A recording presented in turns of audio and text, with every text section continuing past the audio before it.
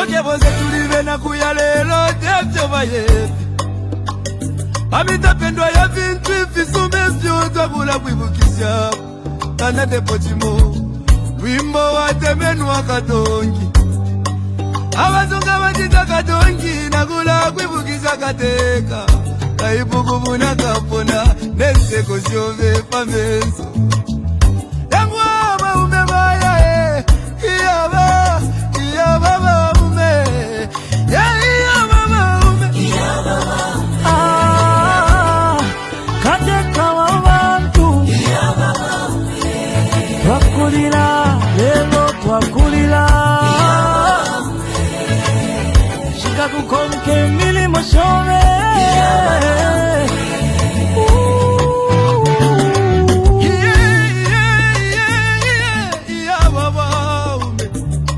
Ale filamba Yena minta pengo sile Eti kume moku londolo la vale Lilo wingi Iseko wingi mwakwete Iseko wingi mwakwete Mwaya Mwende wino tata wesu Katusi muchi mokege Wali bomba kale Nomba mwatu jatuleli lake Mupanga chiba Penda Upanga mwine Kolya mwine Ine lalila Yangu ya mama Ala nacho mwabye Mama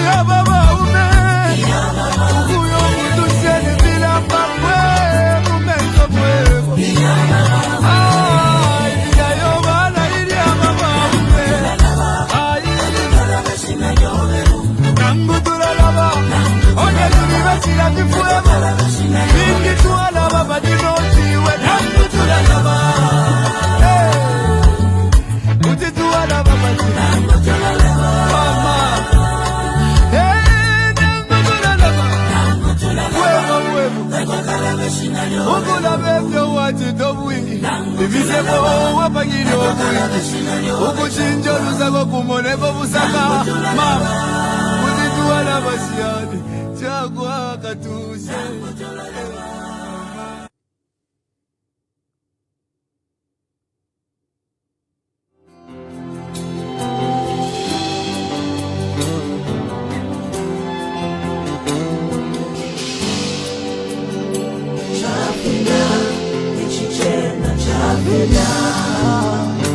Chafinisha ichichena Chafina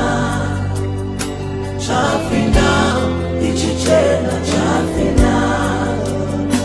Chafinisha ichichena Chafina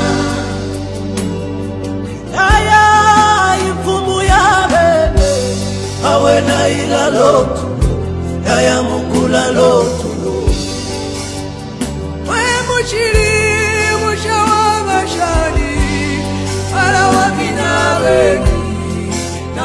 Patarara, iwe wabina weki, napanshi patarara.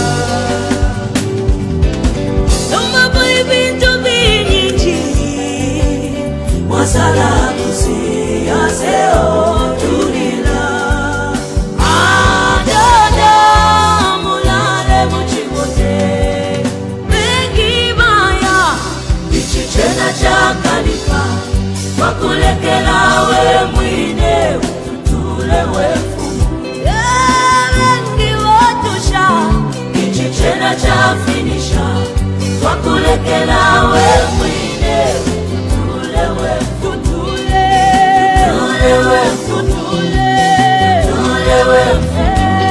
Wakulekela we mwine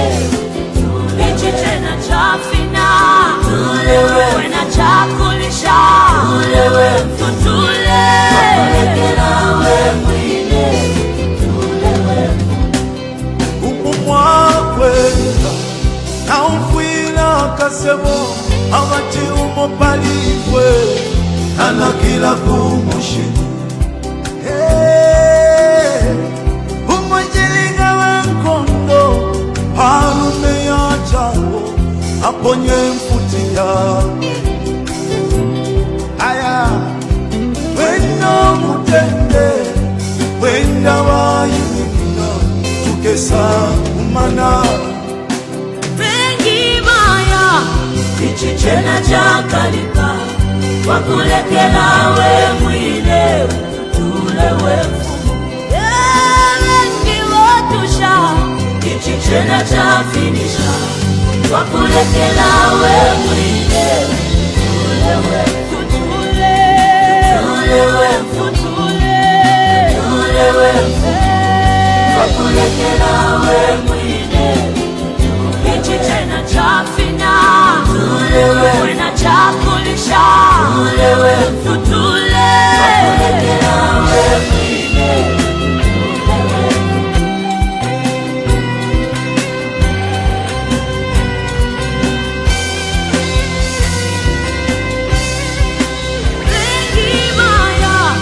ichichena chakalika wakulekela we mwine tulewe ichichena chafinisha wakulekela we mwine tulewe.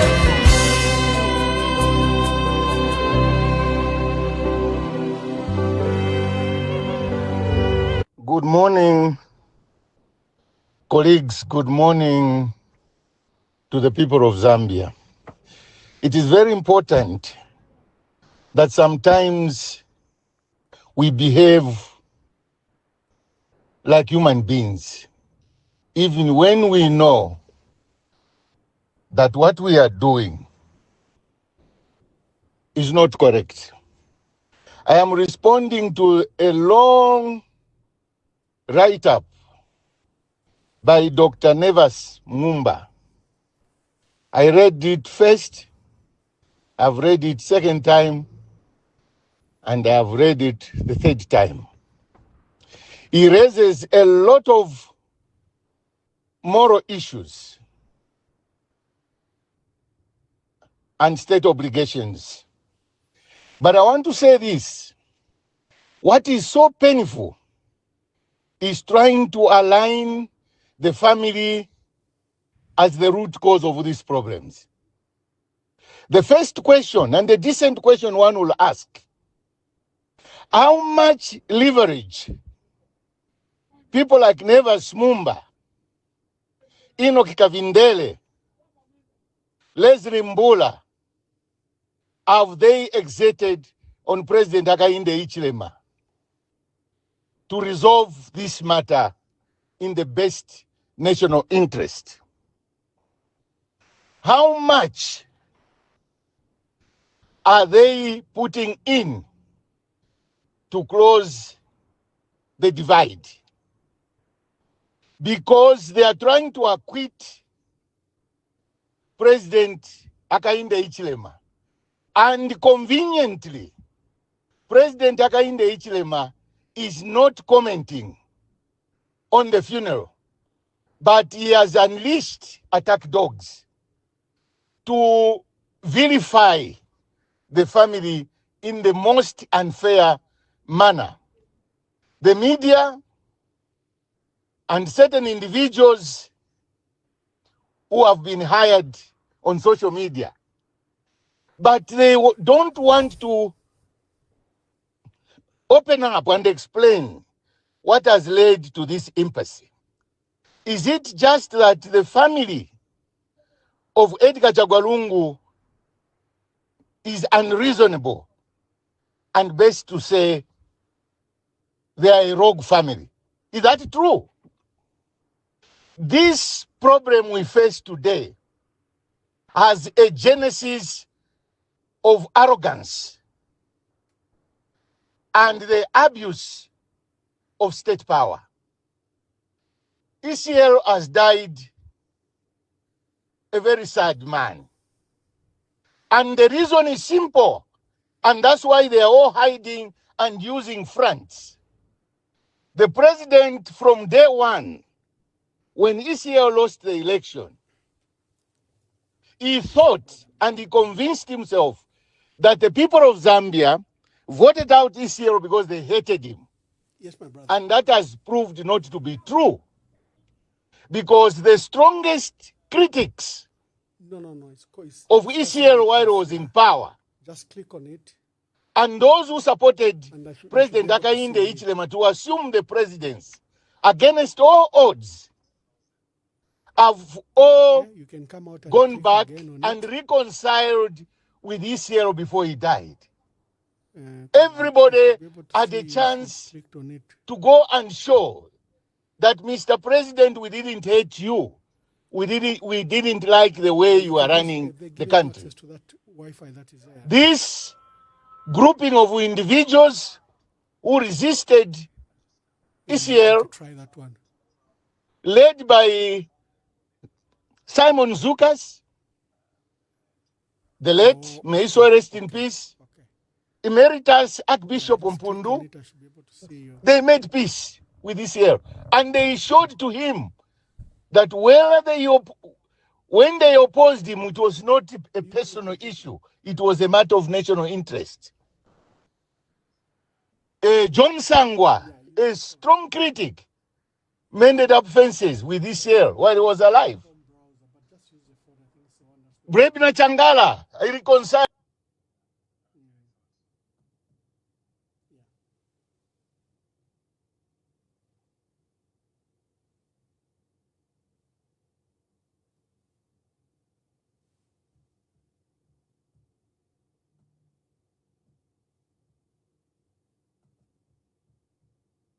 We want to set a precedent. Let them give us reasons why the current president should not go near the casket. And who has told them that he wants to be near the casket anyway? Who has told them that he wants to be near the casket? If they want to say he shouldn't see the body, but who has told them that he wants to see the body? Why these speculations? Maybe it's because you're arguing that really this must happen. Maybe that's why it's assumptions. Even the court was asking them, presiding. The court was asking. Their lawyer couldn't explain. Presiding. You yourselves, in your written notes, you were saying Bishop Arik Banda should preside. So why are you now saying the president will preside? You yourselves. So what is presiding? They couldn't explain what presiding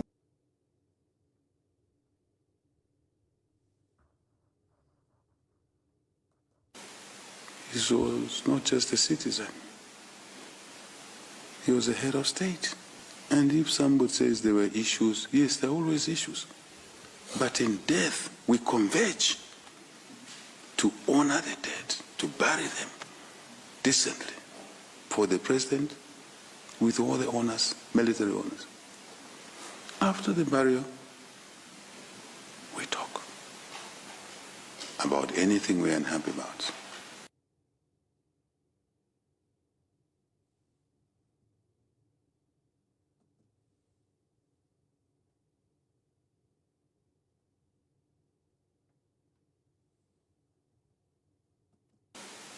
He was not just a citizen.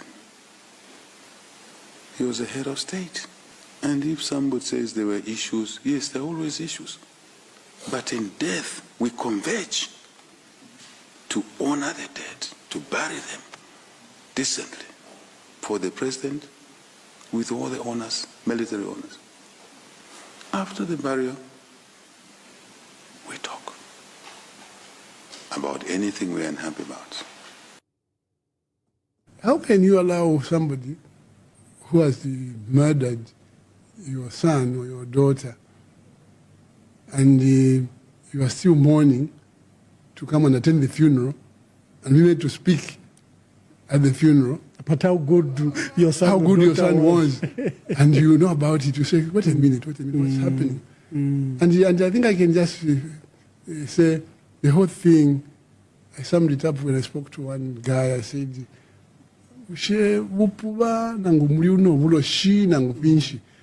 how can you, Ambassador, the party, friends and all. So I only lamented that why should you be stripping me of these things and then pushing me and saying, no, we want to protect you.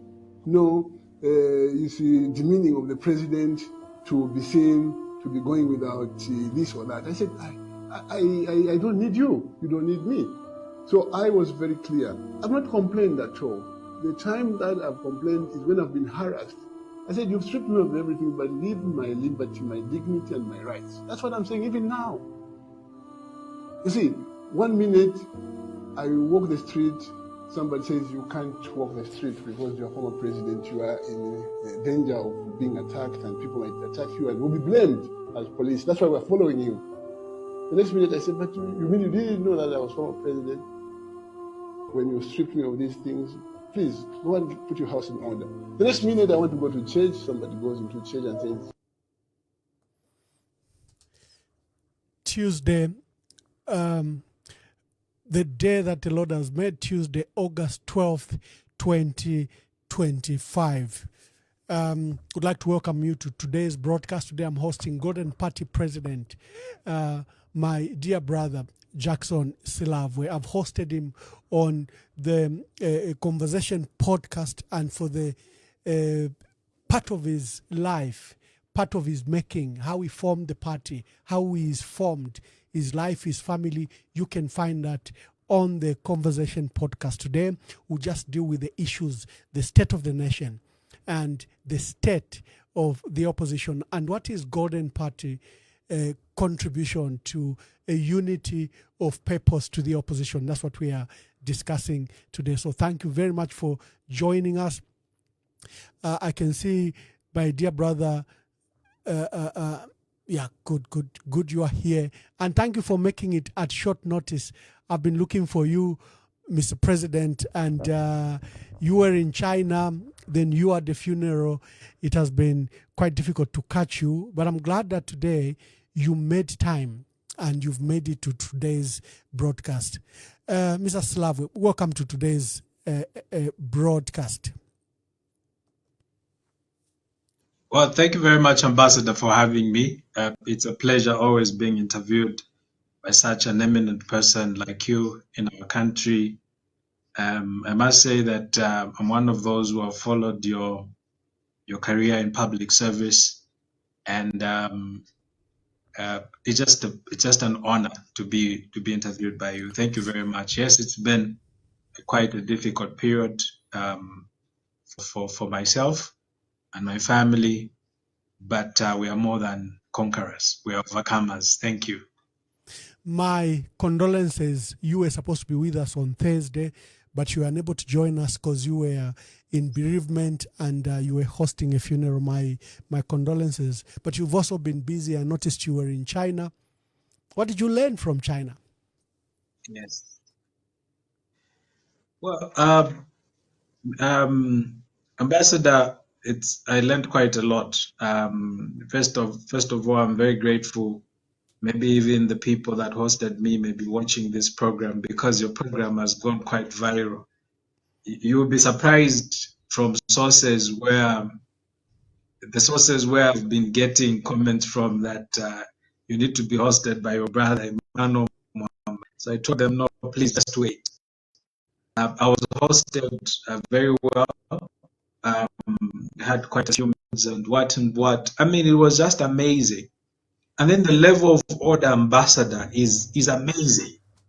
The level of order in China, if you look on the road, you have got lanes for the cyclists and motorists. They've got a certain type of what we call, amaonda kuno, what is supposed to be on the road. I mean, it was just refreshing.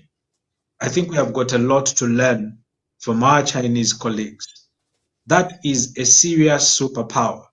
And it's unfortunate that Western media has painted a certain picture about China. I think for developing countries, and I speak as a student of development, Ambassador, we've spoken before. I am a student of development. My major is development studies.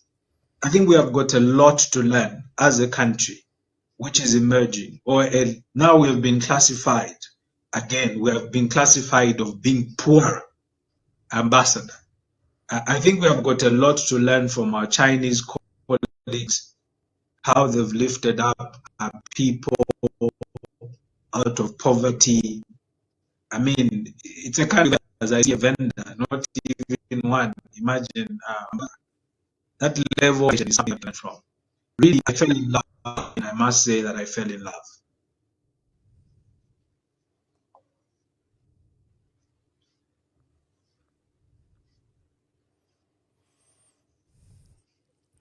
We seem to have poor internet and poor connections. I hope it stabilizes as we make those preliminary discussions. China is an impressive country. It has managed to lift up to 700 million people out of poverty and push them to a middle class. Then there's been wealth creation by enterprising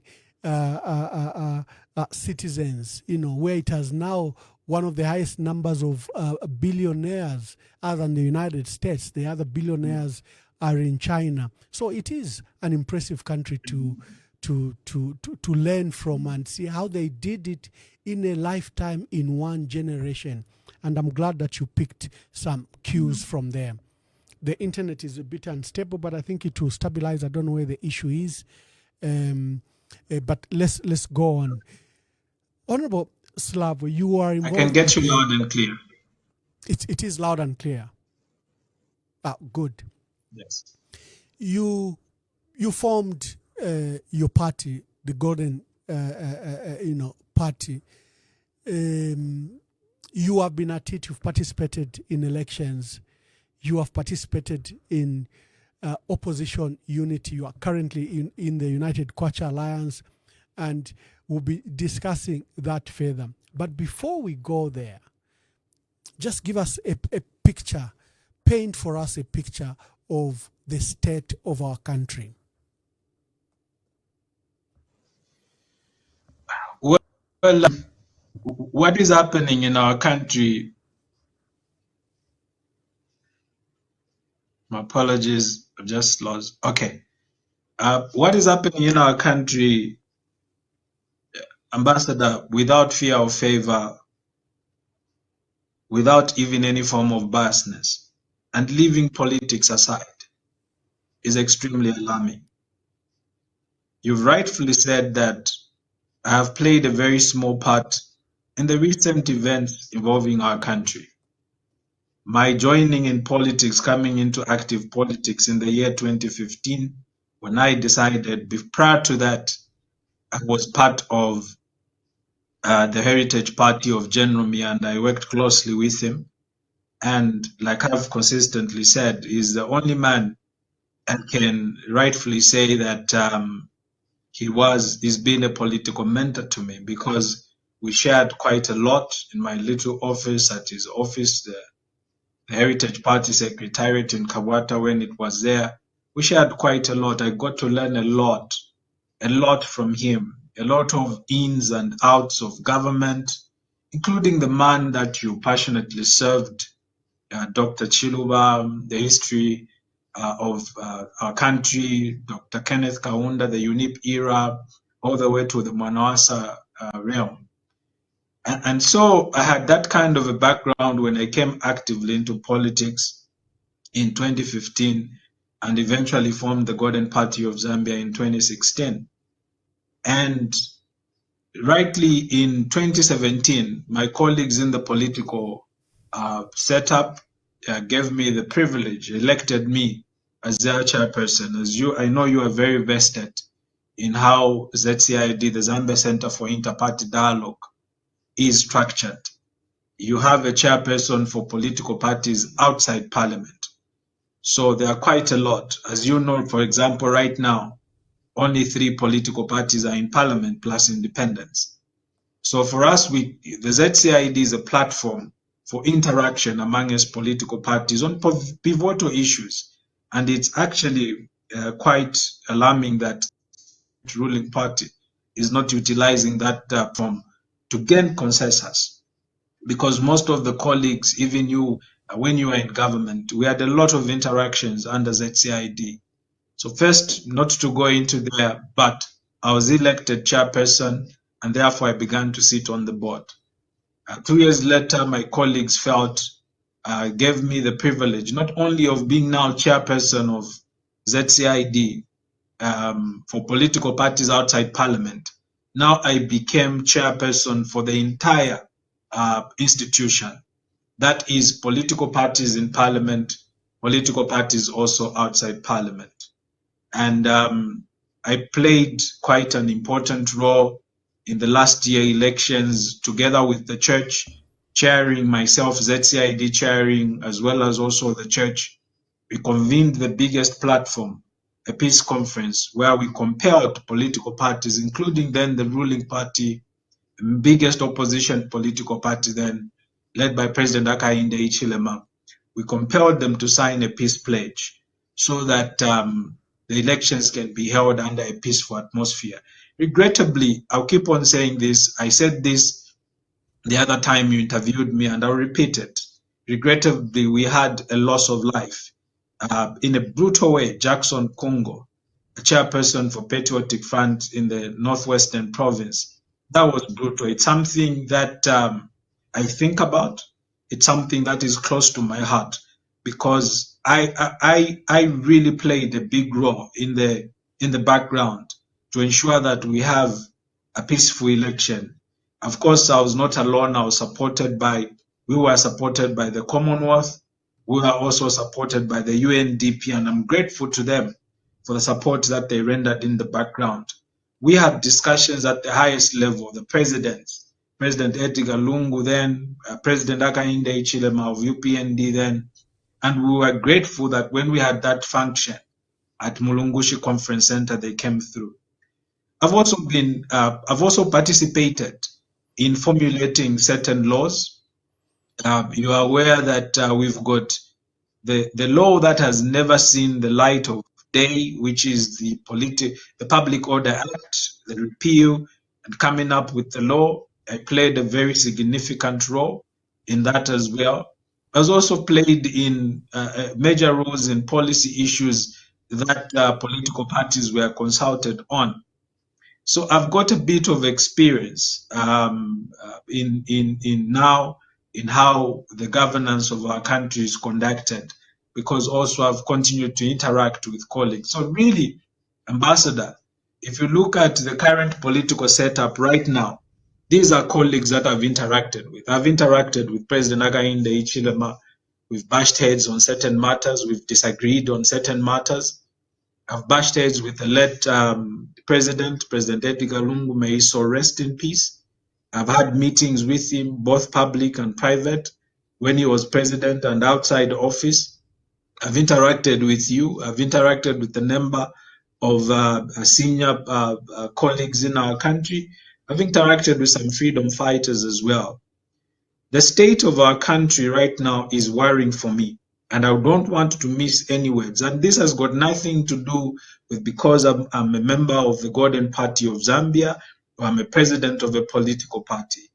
If you are right thinking and you think very well and you are in your right frame of mind, you will agree that the direction that this country has taken is extremely worrying. In our recent history, this country has been the most divided since the independence of our country. The levels of intolerance in this country have gone to astronomical levels. For the first time, at least in my living memory, and it begins also my political living memory, and it starts during the dispensation of Dr. Frederick Titus Chiluba, whom I continue to love even in death. He's a president we grew up with under. He's the one we wrote the exam about. Remember the famous questions, who is the president of Zambia? For me, then it was Dr. Frederick Chiluba. If you look at what is happening in our country, is extremely worrying. I never thought, and I want to say this very clear, and others may try to belittle the contributions that we have made, but you, Ambassador, you know the contribution we've made to our nation behind the curtains. I can safely say that I never thought I would live to a time where I would see my fellow Zambians be in exile like yourself. And it's something. There was a night that I texted you. You took a bit of time to respond. That night you were heavy on my thought. I was thinking about your family, what you are going through. As a Zambian, not even as a politician. I was thinking about your dear wife. I was thinking about your beloved Jaden. And that night I sent you a text. I said, how are you? It wasn't from without. I was concerned. I never thought that I would see someone running away from the country because of what they have spoken about. And these matters are so little. And we have weaponized institutions to follow up citizens that have contributed immensely to our country. You know very well that I was very close even for in the last days of her life, President Edith Nawakwi. You know that you and I, we were the first people who arrived at when she was being arrested, the last time she was arrested and denied medication whilst she was in prison. We rushed there to her side. And I never thought that such people like yourselves and President Edith Nawakwi, who've contributed immensely to our country, can be treated in such a manner. For me, it's alien. For me, I see it to be extremely wicked, and I think it's extremely evil of what is happening in our nation. I never thought I would see a day when you, Ambassador, you can be living out of your country with the immense contributions you have made, first as a journalist, then in government, then as an assistant to President Frederick Titus Jacob Chiluba, may he so rest in peace, and then also back in government again as a public servant, served in various portfolios, that as permanent secretary. I really never thought that we can be that vindictive as a country, that you can be attacked, for example, in broad daylight, by police officers that are also citizens of our country. Really, I do not say this to make you feel good. You know, you've known me for quite some time. You know I'm not the type. I'm not the type who says things to please people. But I say this because I never thought that as a country, especially when I'm coming from a certain generation that is younger than the current president, from a youthful generation, I never thought that we can be this divided. I never thought that I would see such disrespect of people who have served this country just because, for the sake of it, because you are in the ruling party and you can say whatever you want to say. So in terms of governance, I'm really extremely disappointed where you have the police being used to harass the opposition, to chase us. You come up with all sorts of charges, which I never knew that even existed in our land, really. And also to have, where you have the police behaving in a very certain biased manner towards us, especially when in the opposition. In terms of governance, really, for me, I feel that the president has not done well. I've taken time to reflect, especially in the recent days, and we need to correct this. We need to correct this. In terms of the economy, I cannot even begin to speak. The economy is in shambles. Small businesses are closing in our country, and I'm talking about indigenous businesses. And for me, it's heartbreaking to see a president who is busy praising himself and also his cabinet praising themselves when our people are suffering. I do not speak this because I want to become president or I want to gain political mileage. No, I do not. If I wanted political mileage, perhaps I would have been doing certain things that other politicians do, but I don't. But the reality of what is happening in our country is terrible economically.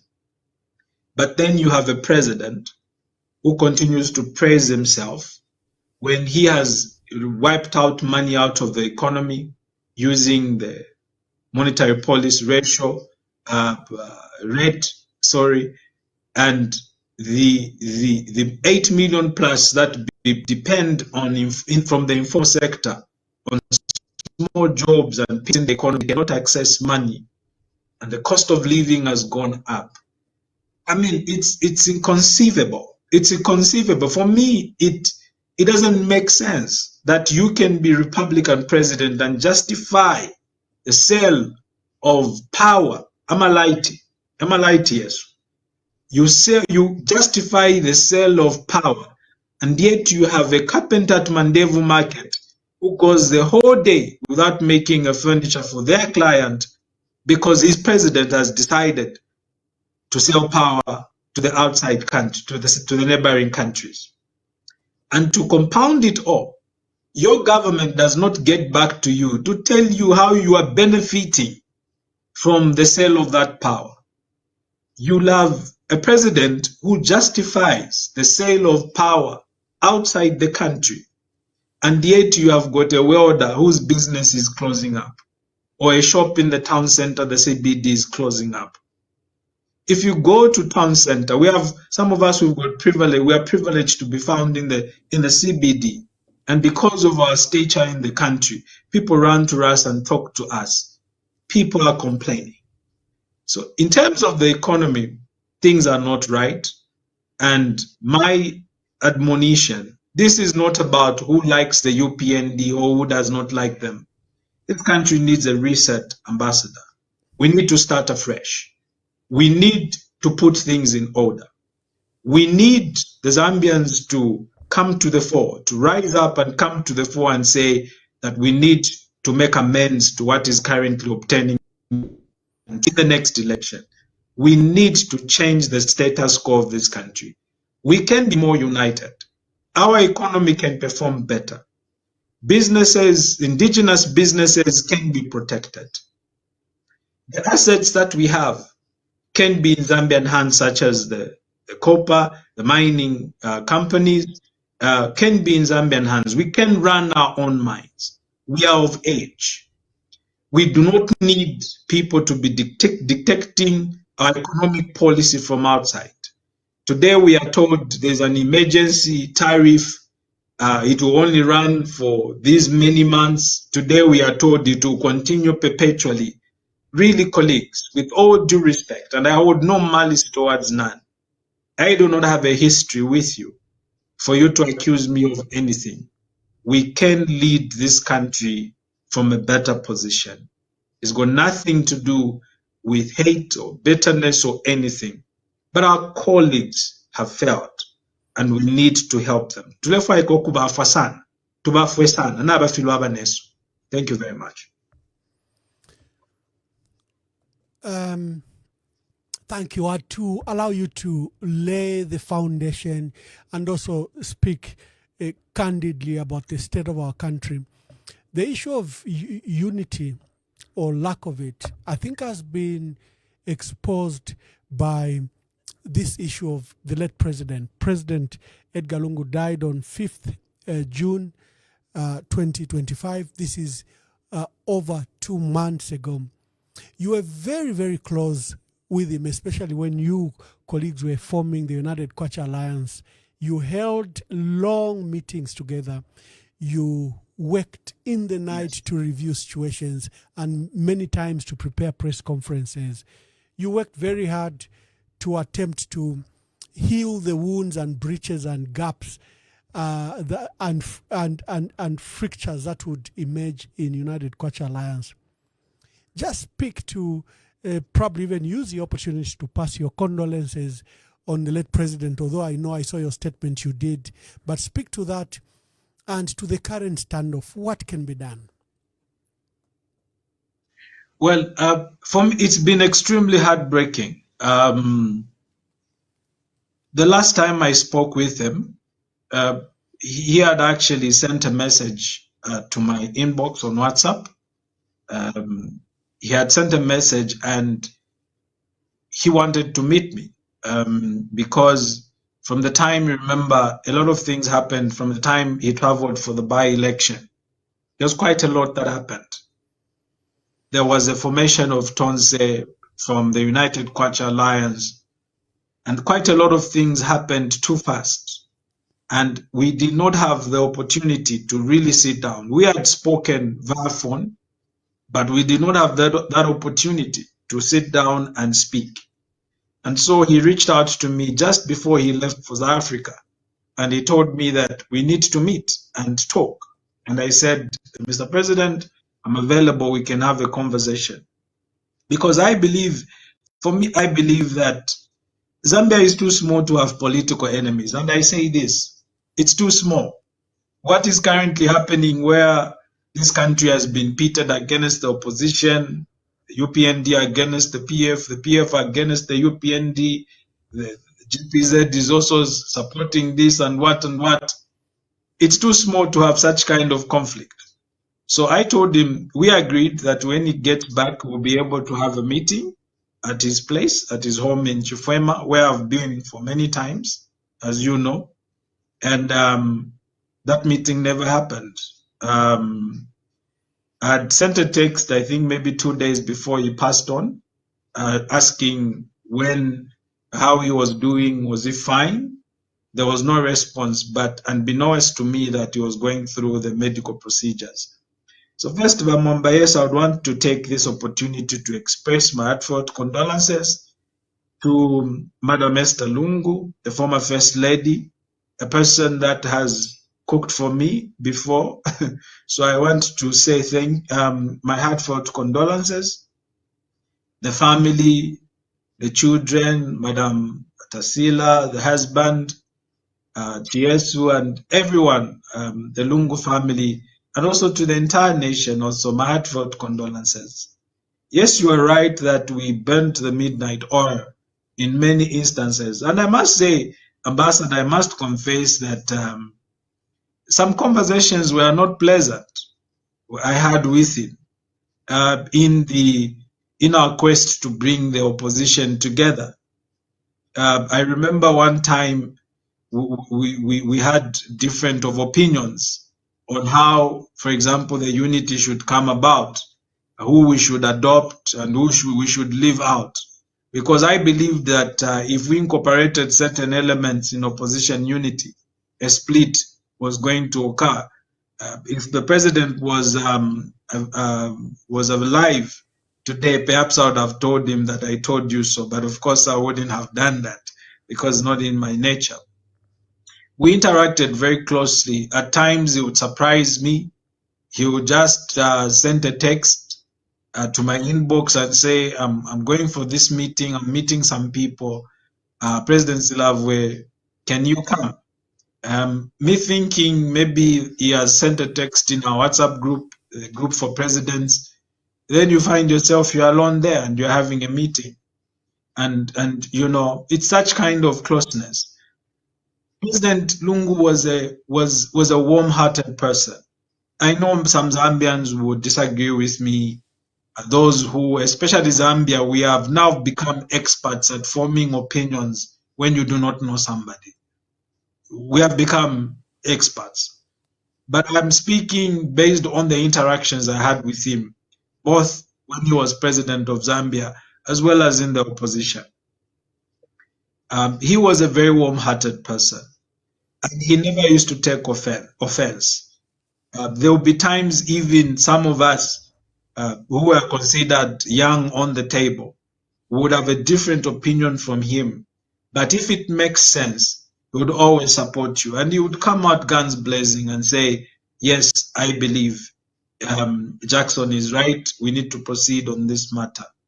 I remember in the first days when we formed the United Kwacha Alliance, because remember, there was a lot of talk on the excesses of the Patriotic Front. For example, the Kadarism, that was a menace to Zambia. It is something that I addressed with him in one of the meetings. So, Mr. President, do you remember one of the things that made the Zambian people to kick you out is this thing? And he acknowledged, quite to my surprise, he acknowledged and said, it's true, Jackson, and it's something that I addressed with my colleagues. It is something, actually, it may shock you, President, Ambassador. It is actually something that he told us, that he actually told President Hakainde Hichilema, that you need to handle this thing decisively. Unfortunately, I think President Hakainde Hichilema never took his advice, because UPND cadres are everywhere. They're everywhere. It is something he actually said. I told President Hakainde Hichilema that you need to deal with this thing. It's a menace. It's a double-edged sword. People persuade you that if you go after the cadres, you lose support from the party. It's something that I was told. And he actually admitted that I could have dealt with this thing better. But like in any other grouping, we worked very hard to keep it together. President Nawakwi, Chair Scotta, we tried to keep it together, but there arose differences. And some of our colleagues took advantage of those differences and made a split amongst us. And I think now you colleagues, that you felt that we are keeping you out of the alliance or out of the functioning or the operations of the United Kwacha Alliance. Today, I think you can vindicate us, that the same characters that brought a lot of talk and trouble in United Kwacha Alliance, and now they're at it in your own alliance that you went and formed, the Tonse Alliance. They've caused another split there. My guess is that my prayer is that we hold out. We hold together and ensure that we do this for the Zambian people. I have certain reservations in how we are proceeding as far as opposition unity is concerned, based on the little experience I have. But my prayer is that we can come out of this more united. We can put our egos down and come out of more united and respond to the many cries of the Zambian people. My thinking is that if we go into this election fragmented, it will be a heavy indictment on us. Posterity will not judge us well.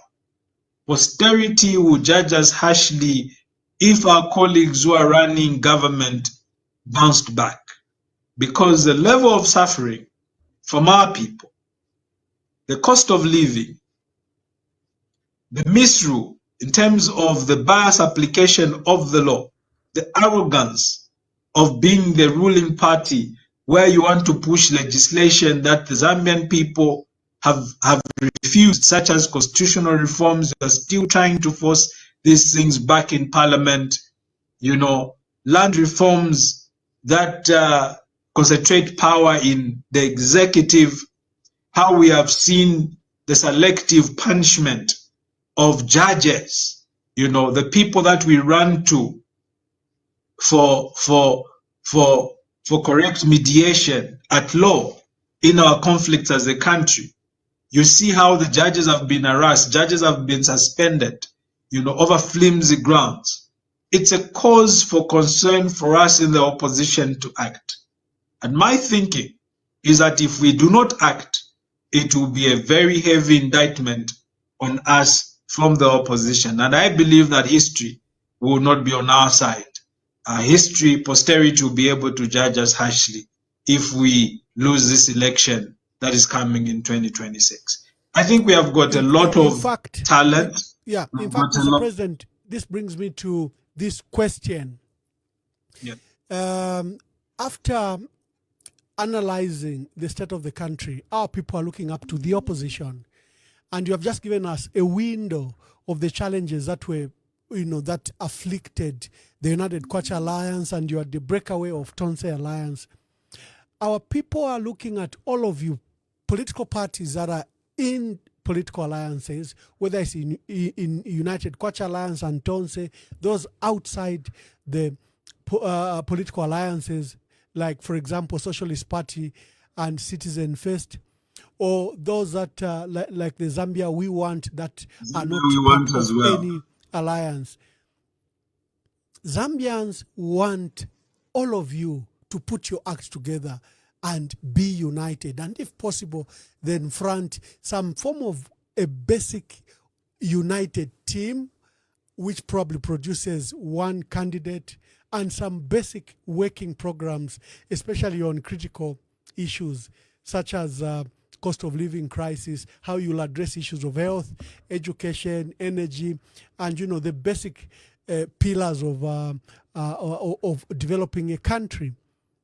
To what extent are you pursuing that thought or program beyond the United Kwacha Alliance? Because if we say United Kwacha Alliance produce a single candidate, you probably would. If we tell you produce a single program that should unite the members of the United Kwacha Alliance, that you would. But then you'll have Tonse, then you'll have the Zambia we want, then you'll have political parties that are outside any of the alliances. To what extent are you thinking about this as a leadership in UKA and reaching out to the others? Well, the good thing, Ambassador, this information is in public, but maybe as a member of that grouping, maybe I can put strength to it. There's a saying that it is not what happens to you that counts. It is how you respond. It's not what happens to you that counts, but it's about how you respond to the moments or to things that happen to you. Really, regardless of the dirt that was being thrown in public amongst ourselves as political players, I have no problem to sit with anyone to talk about the way forward in terms of our country. It is for that matter that even after all these misunderstandings that we have had, right before the demise of the late President Edgar Lungu, and may he so rest in peace, there was a coming back together under what we are calling the United Front, the United Opposition Front. And we've held a number of discussions and meetings on how we are going to proceed. So mention that not only have we been talking, we have got a functional place where we call a secretariat for the United Opposition. So again, we did not just surrender ourselves that no, we had these differences, so it is over for us. We again initiated conversations. But again, I must also say that the same divisive elements have crept up, trying to paint a picture or to paint those representatives of certain alliances that have been coming for those meetings as if they are planning anything clandestine. And I want to dispel such innuendos, such half-baked rumors, that there is no such thing. Some have heard rumors where some have paid that a candidate has been chosen or a candidate has positioned himself like that. There are no such things. What we've had is a framework of how we want to proceed and how we want to engage each other. And I must say that every major political player right now in the opposition is seated on that table, and we're having those conversations. But of course, the demise of President Edgar Lungu has put everything on pause. And so we need to re-engage again to see how best we need to proceed in this environment, because we suspended all the activities so that we can be able to bury our late statesman who contributed immensely to this country. We wanted to do that. So our breath has been held to ensure that, because we don't want to seem insensitive. That is why you've seen, Ambassador, it's been extremely difficult, even for the opposition, to mobilize themselves for by-elections. Because for us, it's not business as usual. For us, it's about family. For us, it's about comradeship. President Edgar Lungu was not just a person who had his own political views which differed from ourselves. I had political views, that were different from President Galungu. But for us, it's been personal. So we suspended all the activities to attend to this matter. And it's sad what is happening right now. Really, like I said in my preamble, Ambassador, I never really thought that we as a country full of elders, we can be arguing and slinging out in a foreign country, deciding how we are going to bury our statesman, and all that. For me, is just downright disturbing. And I want to make it very clear. My views on this matter are very clear. There was supposed to be a negotiation where we talk, we give and take. You cannot have it your way just because you are in power. You can also not have it your way just because you are the one who is bereaved and you are in the opposition. There has to be a common ground to agree, an amicable solution to say this is how we are going to proceed for the sake of the memory of a person who served this country. You will never take away that from Edgar Lungu, no matter how much you hate him, no matter how much you disagree with him. Number one, you will never take away the fact that he ruled this country. We dragged President Frederick Chiluba to court for the entire of his life after he left presidency. You will never take away that he ruled us. You will never take away the fact that before he came into power, there were shortages of apples and essentials. I've mentioned apples, but the bottom line is essentials. You will never take away that this is a man who liberalized our economy. You will never take away the fact that this is a man who gave hope to our country. I'm not saying that Isi Leo is an angel. He has many weaknesses. He himself would acknowledge that to us privately. I have a lot of regrets that I had. I could have done things differently. But he also shared with us things that he did right. You'll never take away that.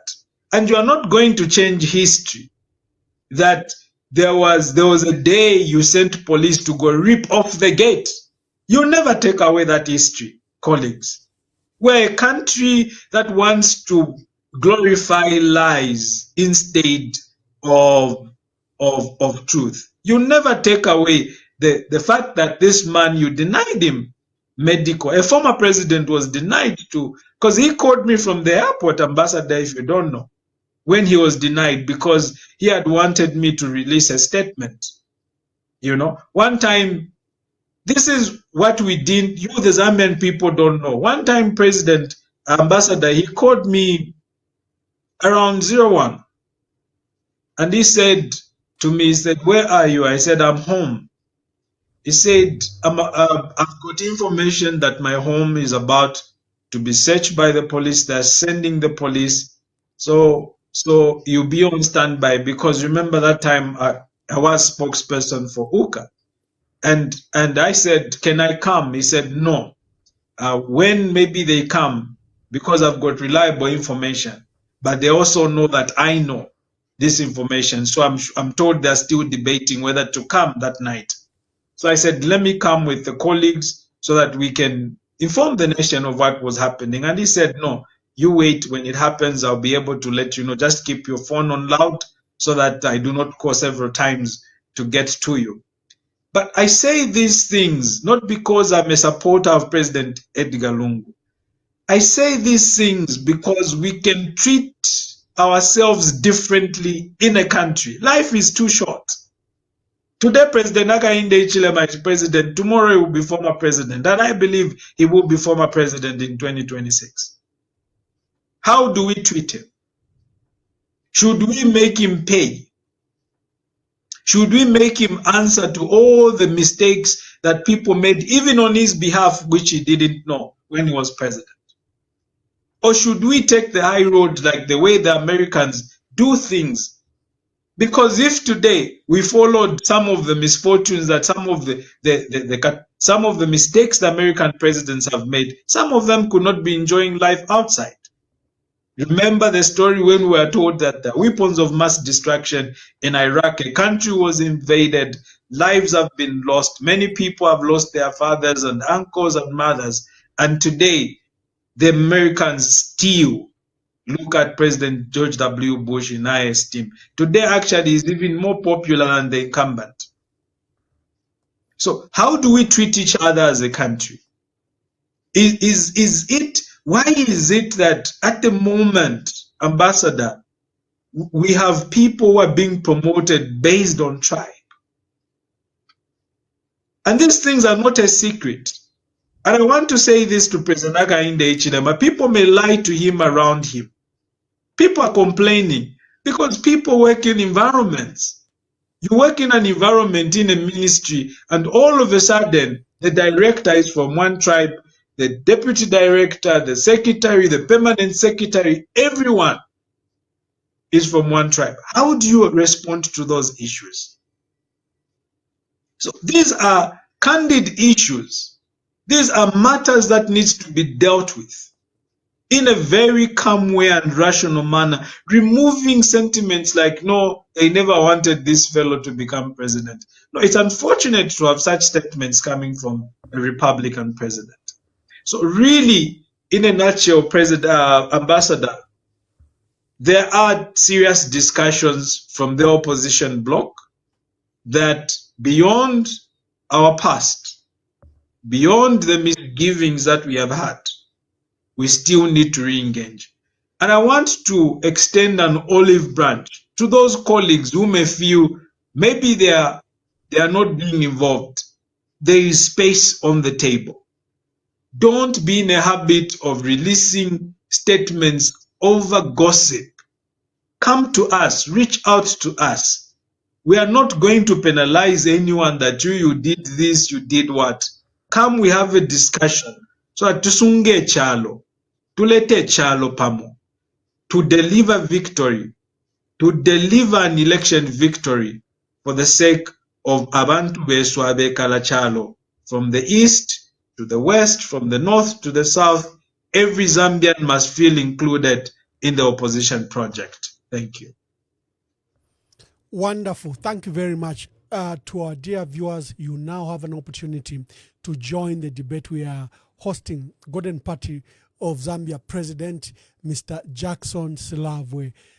He's discussing, just finished discussing the state of the country and the state of the opposition and what they are doing to come together to have at least a formidable team and probably a single candidate to challenge President Hakainde Hichilema. There are efforts to go beyond the current unity, that the unity should be broadened, a proper unity of purpose, but, united in the principles of, emancipating our country. So the line is open. You can come on and ask Mr. Silavwe any questions, any contribution you'd like to put. The party, friends and all. So I only lamented that why should you be stripping me of these things and then pushing me and saying, no, we want to protect you.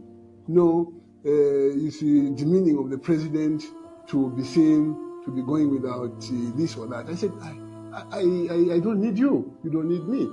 So I was very clear. I've not complained at all. The time that I've complained is when I've been harassed. I said, you've stripped me of everything, but leave my liberty, my dignity, and my rights. That's what I'm saying, even now. You see, 1 minute, I walk the street, somebody says you can't walk the street because you're former president, you are in danger of being attacked and people might attack you and will be blamed as police. That's why we're following you. The next minute I said, but you mean you didn't know that I was former president? When you stripped me of these things, please go and put your house in order. The next minute I want to go to church, somebody goes into church and says, we have our first caller. Just a minute.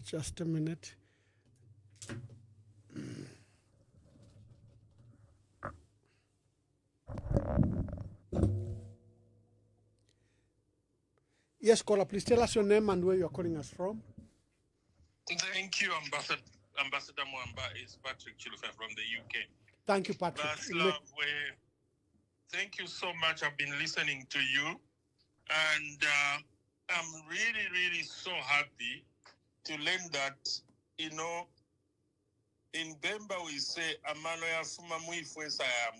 You're a young man, but you've got wisdom, and you're a leader. Because what you are saying, Silavwe, though you are my young brother, is what Zambians want. I was in Zambia in November for almost 3 months. I traveled from south to northwest. Zambians are saying we need the opposition to get united, because if it's fragmented, tatuakamufuniepo yumuntu. So what Zambians are looking for is leadership. There is no leadership mchalo. You know, abantu balenda tututumbi and everything. Kateka taf mapo. Wisalandati fumulianda tafiweme. You know, you can see the economy, everything. You know, Zambians, they are saying, if it was the economy alone, we could have given him another 5 years. But there's no unity, there's discrimination, you know. So what people want was Silavwe. Put our egos aside, everything. Once that became meaning of a car. But Silavwe are young. But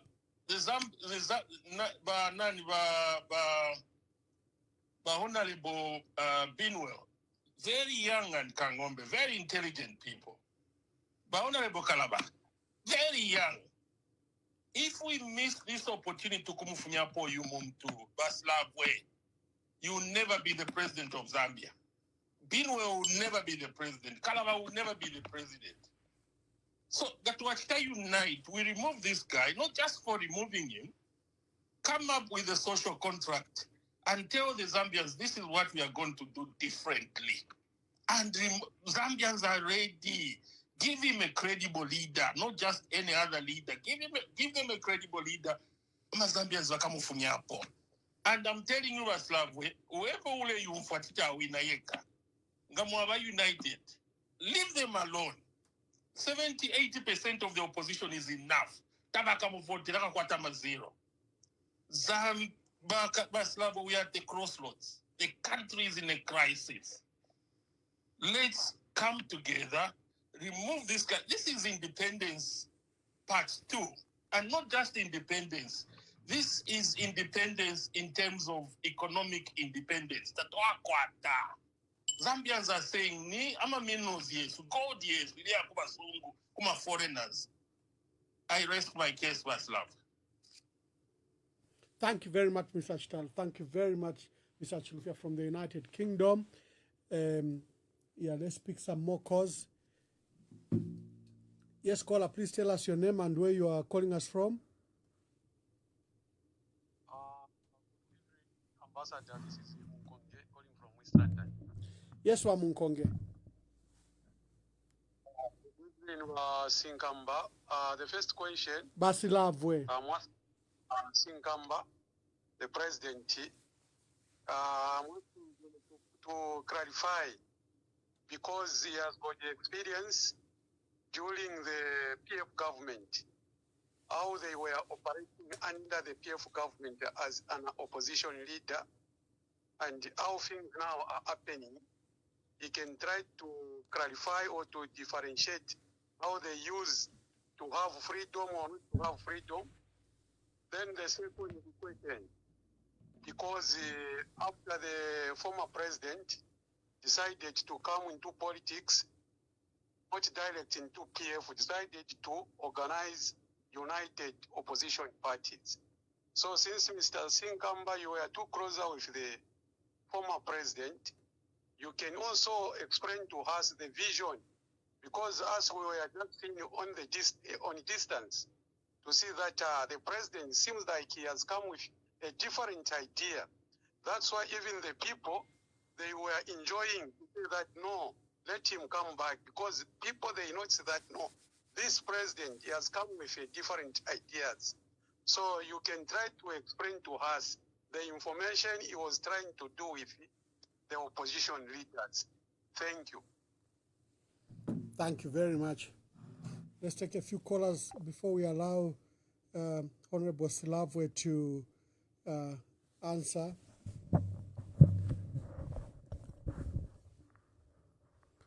Honorable Silavwe, maybe just take these same questions as I'm sorting out my phone. Just answer. All right, okay. Thank you. I can see there is a caller here. Okay. Yes, caller, please tell us your name and where you are calling us from. Mwamba. Good evening. Good or evening. Good afternoon, wherever you are. Thank you. May I commend the President Silavwe. I've been listening to him. I'm also based here in the UK.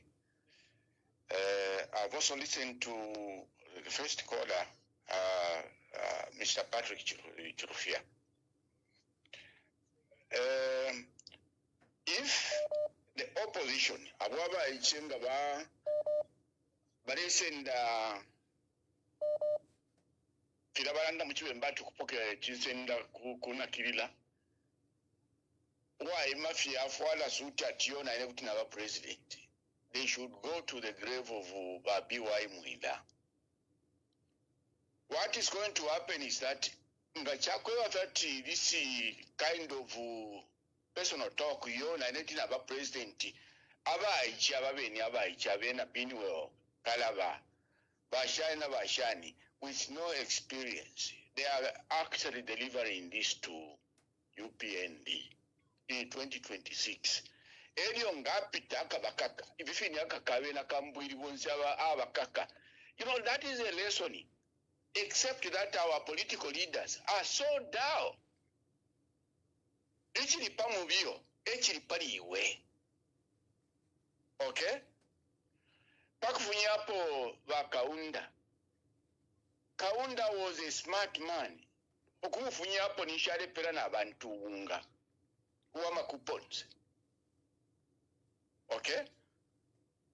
Ababa lumendolo baisaba. Tabaisa mukuteke chalo yo.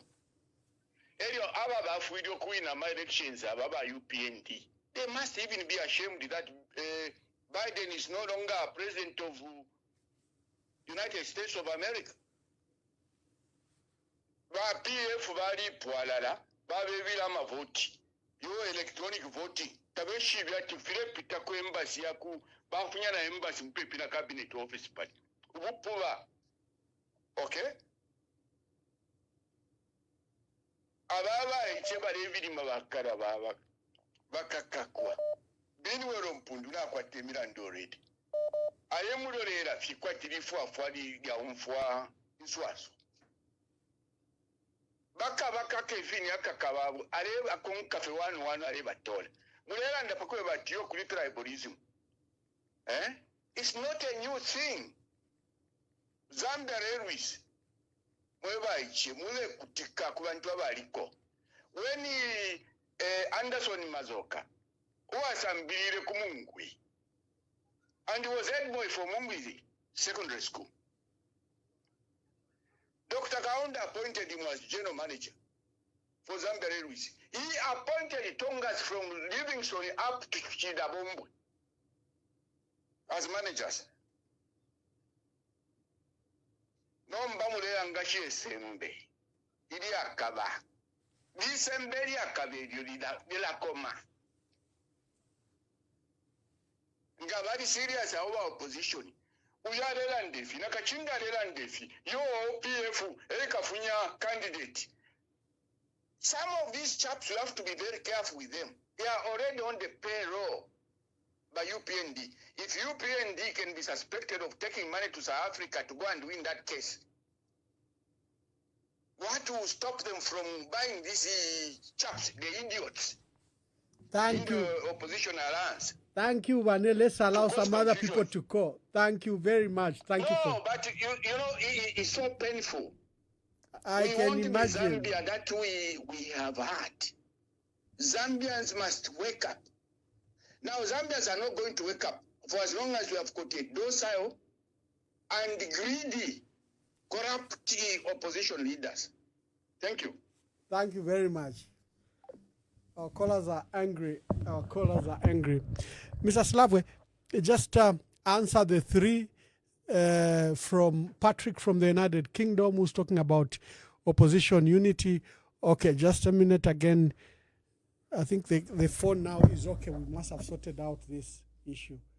Hello, caller. Please tell us your name and where you are calling us from. Hey, good afternoon, Ambassador. Good afternoon.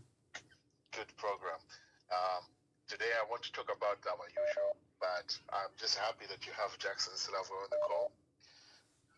Jackson, you have great insight in the way that our country should be run.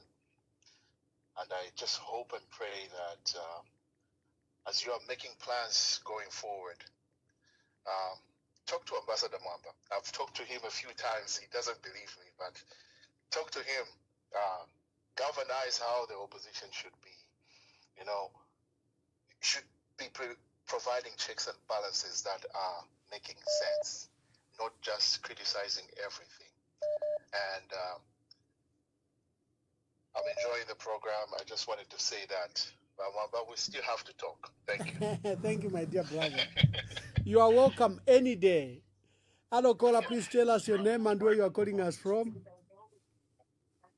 Good evening, Ambassador Mwamba. My name is Mrs. X or Mrs. Unknown from the AI Kingdom. I'm not related to Mr. AI Kingdom. We just live in the AI Kingdom. I have a few questions for Mr. Jackson Silavwe. Mr. Silavwe, I followed you very well in your political journey and so forth. I know very well you stated even in your discussion how you were very much influential in the 2021 elections and so forth. I saw you how I was like, oh, this person is so vigilant and so forth. However, I've noticed lately you've gone quiet in raising issues that are affecting the nation. You've been quiet. In the UKA, you were okay, vocal here and there. But since UKA went into kind of split, we have Tonse, we have now UKA and all that, you just went quiet. I want to understand one issue. Is it because you are one of those people who have been blackmailed because you've got businesses that you are running? I understand you've got schools that you run. And is it because they've come also to you to blackmail you to say, if you are going to be talking, we'll close your schools? And because you stopped being patriotic to your country, you've decided to stop talking and you speak against the UPND with the injustices and protect your business. Is that the reason you've stopped talking? Could you kindly shed more information on that? Thank you. Hello, caller, please tell us your name and where you are calling us from. Hello. Yes, caller, please tell us your name and where you are calling us from. Okay, I'll remain anonymous, Mwamba. That is well. Okay, right, Jackson, just a few questions. UKA, if I was following you correctly, you were saying the people who left UKA were the problem. Okay, I'm just trying to summarize. But what we know is right now, UKA is in two places. You've got UKA Savoy and UKA Sikota. So how do you square these two UKAs? What's going on there? And if this is the way we're going to present ourselves as a united front, where we are pointing fingers at other people as the problem, don't you think that we are already defeated and it's not going to take us anywhere? Thank you. Thank you very much. We have more callers waiting. Maybe let's just take Ichigumu now, then see how you can respond. Hello, caller, please tell us your name and where you are calling us from. Thank you, Ambassador Mwamba. Let me just remain anonymous. That is well. Thank you. Ambassador, I just want to concur. Rather, let me just speak on the others they have already mentioned. The threat, by the way, thank you for bringing Mr. Silavwe on the platform. And how are you, Mr. Silavwe? The problem that we are having, Ambassador Mwamba, which we are actually scared of, is the fact that the political parties are very ununited as it stands. Now, we are scared maybe there are other, some people which maybe are being bribed, etc., and other stuff. Because for us to remove the current regime, we need a very strong opposition political party which is united. If you remember very well, for UPND to remove PF, they were very united with one president. If you remember, Michael Sata too was very united until they removed MMD. Now, in the current state where we are, we have seen that there are certain politicians who are going behind, getting something there, and they are busy campaigning, doing something which is not supposed to be there. Now, how are we going to form a better opposition political party that is going to remove UPND? And like what Mr. Mohabi Rungu said last time, that we don't have a contender who is going to be there to say this is the second person that can defeat this person. So there is need for opposition to sit together and have a strong opposition that is going to ensure that we remove the government which is of today. But if we are going to have these politicians who are just getting money, tomorrow they make this statement, tomorrow they make this statement, forget about removing UPND, because UPND, they are intact. So for you to remove UPND, there is need to form a proper political party that is, people are willing to remove UPND, but now the problem is opposition political parties, they are not organized. So that's why the problem is, Mr. Mwamba. Thank you so much. Thank you very much. As you can hear, Honorable Jackson, there are more calls in the background. Let's just see how we can quickly take as many as possible. Hello, caller, please tell us your name and where you're calling us from. Kefas Zulu calling you from within Lusaka. Kefas, ask Honorable Silavwe is here for the program. I want to make a comment. Like the first and second caller had alluded to, we have a lot of young people, politician young people who are over-ambitious. A lot of young people who are politicians, can you imagine Kalaba would think that he would stand against President HH and win him?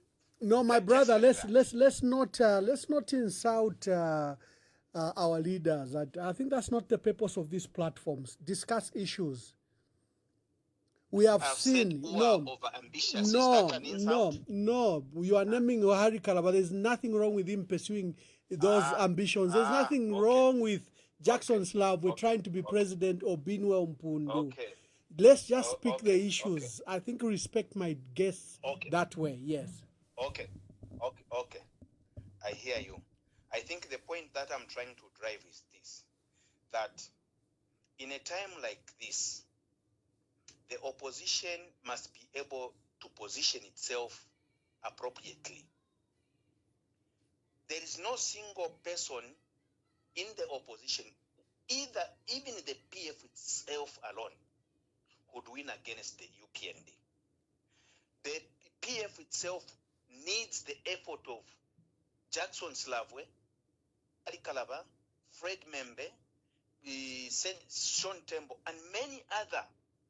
You know, when you gather the unsundry together, all these people amalgamate them into one thing. I'm telling you, not even the UPND will be able to stand. But the problem, like I had started, sorry for the mistake, but the problem is that there are people are over ambitious, even to the point that they think it's okay, I can go it solo. That will not work. The fact is, HH prepared for 2026 election from the first time we won the election in 2021. Can you imagine winning someone who prepared for the past 4 years, if you like 5 years, to win the next election? And you just wake up today, we are having a dark corner meeting because you are not allowed to go public because of the shrinking democracy, that you are going to come out and be able to to wallop President HH. It's a joke. So my advice is, like any other person is feeling, some of us have been everywhere across the country. The slogan or the language is only one, that the opposition must unite. Otherwise, if you don't unite, you all perish, or we all perish like fools. Thank you so very much.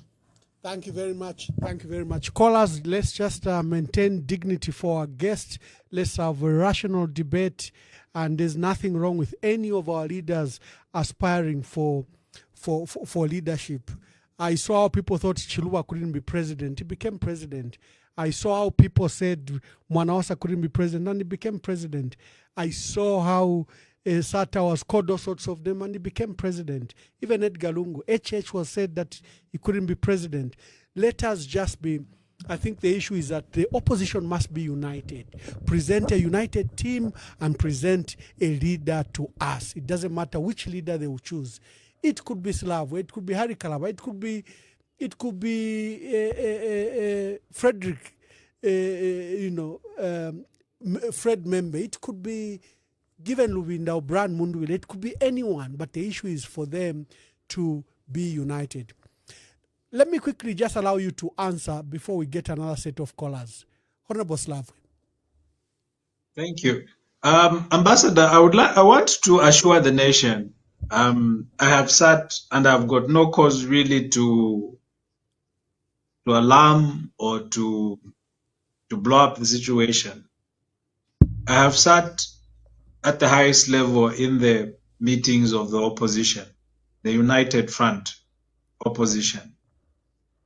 And the feeling on the table amongst all the major political players that you have mentioned is that we need a unified candidate in the 2026 general elections, because that will increase the chances of opposition victory, looking at what is at stake if this election is lost. I want to assure the nation strongly. Apart from that, Ambassador, I've had the privilege to speak individually to key people within the opposition bloc.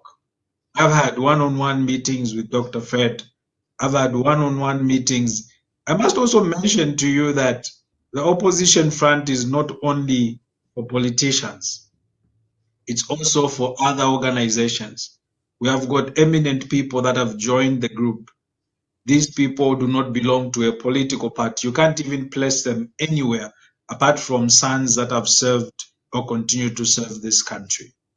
And the feeling is that we need a unified candidate. I want to say this to the nation. That is agreeable. Ambassador, you are a researcher. One of the enemies, the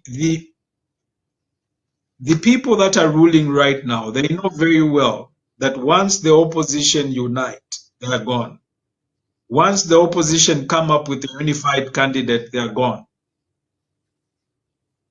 You can spread your tentacles to verify this information because it has happened to me.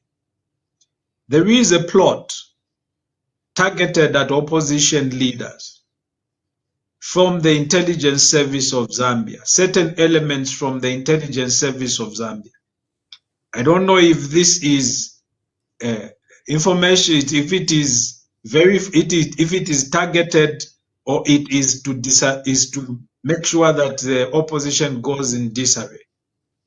There is elements from our security services who are going to specific opposition leaders and telling them that according to the information they have gathered, if you stand on your own, you are going to win this election. I say so because I've been approached. I've been told, if Jackson, you can only stand alone, the information we have is that you are going to win. And I must believe also that they have gone to other opposition leaders because they are very convincing. They will go to other opposition leaders and say, you are wasting your time with those people. The information, of course, they are using the weaknesses that have happened in the opposition or those that exist in the opposition. One of their strong arguments, they would say, no, the people of Zambia do not want you being involved, what I've been told at least, you being involved with people like the former ruling party, there are merits and demerits and also. So if you just stand on your own, you will be able to win. And from the discussion I had from another senior colleague, a president within the United Front, is that they have reached out not only to myself but to others as well. That no, if you just stand on your own, you win this election. So when I talk about elements, responding to some of our callers, when I talk about elements, I'm talking about tangible people, what is happening to us. And if you do not weigh the consequences of what is at stake, you're going to say, no, I'm going to do it alone, because they are very convincing when they reach out to you in such a manner. That leads me to one of the concerns.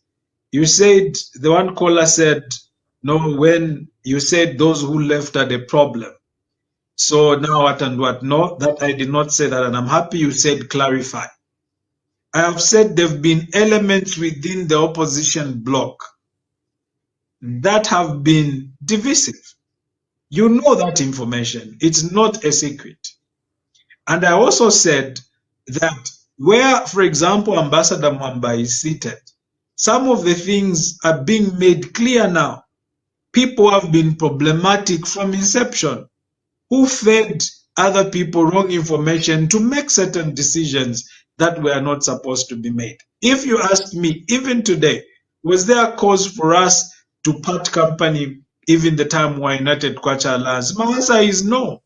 And perhaps I'm extremely disappointed that even in the opposition we can behave in such a manner. And that I would want to respond to the question of my sister who said that you were quiet. As you look at me right now, I cannot be bribed, my sister. I cannot. And nobody would dare to even suggest such a thing to me. Because if they came to my house, they may not go in one piece. If I want to just say, that's how strong I feel about such matters. Nobody can bribe me. But I've been silent, it's true, especially for the month of July. I have been silent for the month of July and part of June. It's because I'm also concerned that we need to move at a certain pace, and about these discussions with certain colleagues in the opposition, that we need to refocus and begin to move to re-engage the Zambian people afresh. And it's unfortunate that we are in this position in the opposition where we have a colleague, a senior colleague, who served as president of this country, remains unburied. These things weigh heavily on us. Alo twale kulaba Mwamba ife kumufrila, ukamchanga. Ama uncles besu bayama baletwe bati muno muchalo mwali befintu ifyafina ifyakosa efifwaika kalamba ukusafisa obolola. Zambia is going through ifintu ifyafina ifyakosa, and the unfortunate is that abakalamba twashintilile mwamaka bali biased. So we need to unravel what is happening and begin to move as a united front. I would also want to tell you that before, right on the evening of the passing of our dear ECL, we were supposed to have a retreat where we would have highlighted a number of issues concerning the discussions on how we are going to we are going to handle the elections. One of the things, if you remember, Ambassador Mwamba, right on Lumezi, on Lumezi, we actually made a decision right before ECL passed on that we are going to put up a unified candidate. We even reached out to all the colleagues in the opposition and gave them a mandate to meet. We gave a mandate to President Harry Kalaba to meet. We gave a mandate to the Tonse Alliance to meet. We also compelled Dr. Fred Membe of the Socialist Party, who willingly also submitted that he was willing not to put up a candidate for the sake of opposition unity. So when we talk about opposition unity, it is not a fantasy, it's a reality. But of course, it's got a lot of enemies. I'm not going to be naive about it. There are people who plan against it. Some people who speak against it. Some people who come to the opposition thinking If I'm not chosen as president, then I'll still contest. We have those problems, but we need to navigate. And Ambassador, you know that we have got experience in these matters. We have held discussions to negotiate difficult things behind closed doors. So sometimes the Zambian people can be shy, can be impatient to say, why is it not happening? There are a lot of pitfalls that we need to navigate. I do not want to point fingers. I will not point fingers at anyone, because if we are going to get united, we need to be on the table. We know who mean well. We know who doesn't mean well. We know whom we can support. We know whom we cannot support. But we need to come on the table to find each other for the sake of the Zambian people. And that meeting on the table must be sincere. It must come out of a heart to ensure that we achieve something for the Zambian people. Lastly, Ambassador, there was something that was spoken about ECL to say what was his intention to come in the opposition. I want to disclose this. I want to disclose this to the Zambian people, because in Zambia we have become very petty when it comes to politics. ECL knew that he was not going to be on the ballot in 2026. He knew. He knew. At least he told me myself. He told me in one of my conversations. And he told me, and the reason he told me is that the brother in State House hates me. I can never be on the ballot. He knew very well. I want to submit that without fear or favor. Let there be anyone who is going to challenge this amongst us who were around him to come and refute what I'm saying. ECL knew that he would be on the ballot, because he knew that even if he had a constitutional provision or leeway for him to be on the ballot in 2026, he knew he was going to be stopped at whatever cost. And so every time we met, he used to emphasize that we need to be united as an opposition bloc. We need to be united, and we need to come to a point where we choose one from amongst us. And I want to say this again, even when ECL, they went and formed Tonse, the discussion I had with him, he said we can still come up with what? With one candidate. I remember you, Ambassador, you wrote something that we will make now. Is it a grand alliance? First you will have an alliance, then a grand alliance, then a super alliance, then a whatever. People even started joking, supernova alliance, black hole alliance, and what and what. But he believed. I remember he believed. And for me, I saw it as an opportunity that we will come now with blocks. Tonse will come, Uka will come, the others will come, and I'm happy that is what is on the table right now, because everyone is on the table right now. I want to assure the Zambian people that we are sitting and talking about these matters. And not only are we alone, we have got elders that are surrounding us. We have got people who are immensely disappointed since the independence of our country that things have gone in this direction. We have got the church, also members of the church, who are around us and talking to us that you need to make this thing a reality. But I also want to send a note to my colleagues, my senior colleagues in the opposition, that as we come on the table, let it not be, if I'm not chosen, then this thing has to break. Then they are not being sincere. Thank you very much. Let's take a few calls, and thank you for that revelation, Mr. President, that all of you are on one table. Let me take for those that wish to call now so that we can take the calls. Hello, caller, please tell us your name and where you're calling us from. Call me Uncle J. Uncle J, make your contribution. Thank you. Thank you very much, Ambassador Mwamba. May I first start recommending President Silavwe. I think for me, I've followed his politics. He's one person that is actually a leader. He's firm, very articulate, stable, in the way he's always carried himself. I want to disagree with some people that have said, any of these young people because of age cannot be presidents or they cannot unseat the president. I think we've been through that before. You know, the people that we thought were, you know, would actually offer kind of leadership because they are old. They've failed us. They've failed us. These young people, I think this is the time. This is the time for Silavwe. This is the time for Emmanuel Mwamba.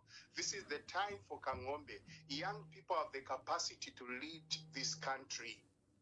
Wisdom, as things stand, we can actually see it. The very people that we thought would actually help, you know, build this nation, in the so-called elderly people, are the people that have failed us and have actually failed even to convince this president to bring the remains or to bury ECL. Let the opposition unite, as everyone is calling for this unity because it is important.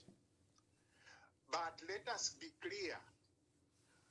These young people that have actually put themselves, you know, up, have the capacity, they are capable. You can actually tell from the way they've stood and the way they articulate things. It is clear that they are ready. All they need is just the support of the Zambian people. What these people should do is let them unite, let them give us a direction. Zambians have already decided we are tired, we are sick of this government. What we want is change. Our country should come back to normalcy. We are in a state of confusion. There is no hope for Zambia. If this person is allowed to rule again after 2026, we are finished as a country. We cannot allow this kind of bitterness to continue in our country. We need normalcy in our country. We need systems to work for the Zambian people, not as things stand now. Thank you. Thank you very much, sir. Let's take a few more questions. Thank you so much. Thank you. Hello, caller. Please tell us your name and where you are calling us from. Hello, caller. Tell us your name and where you are calling us from. Hello? Yes, caller. Please tell us your name and where you are calling us from. Hi, Mwamba. I'll remain anonymous. Yes, anonymous. Make your contributions. Calling you from Zambia. I just want to echo what everyone is saying. And first of all, good evening to your guest there. Yes, thank you. He's listening. Yeah. I just want to echo what everyone is saying. And, you know, I think it's all clear. We just need the opposition to come together. You know, we are all here and we are depending on these politicians to save us out of this misery that we are going through. I just encourage Mr. Jackson there, Silavwe, to talk on our behalf, convince everyone we should come together and, you know, bring back Zambia to where it's supposed to be. We need to get back on track. I'm a man of very few words, but I just wanted to add on to what everyone is saying. It's just about opposition coming together and, you know, taking out these people. We are really, really tired. Thank you. Thank you. Thank you very much. Thank you. Thank you. We need to take the cause looking at time, and I do not like keeping our opposition leaders. They are a gem. They are, you know, a treasure to our country. And I know that Mr. Silavwe is broadcasting from a remote area, not from his house. So I'd like him to be to quickly go. Yes, caller, please tell us your name and where you are calling us from. Ambassador Mwamba, Chilufia from the UK. Yes, Chilufia from the UK. Yes, can I just say this quickly? I wasn't happy with the way you dealt with that caller who was saying and mentioning names that they can't go it alone and win. That is the biggest problem we have got, Ambassador. and everything that is happening. Can I clarify a bit? Yes. Yeah, go on, the other caller was trying to demean that some presidents are not ready, and you're saying it's only true. It's not demeaning. No, Ambassador, no, it's only no. true. My point is, I think it's only true, Ambassador. And if you are not going to agree with it, then we are in trouble. Yeah. Okay, I don't want to debate with you, and I don't debate with my callers, but the reasoning is very simple. Let our leaders assess. Ambassador, let me stop you there. Do you honestly think Silavwe, and by the way, Silavwe was my junior at secondary school.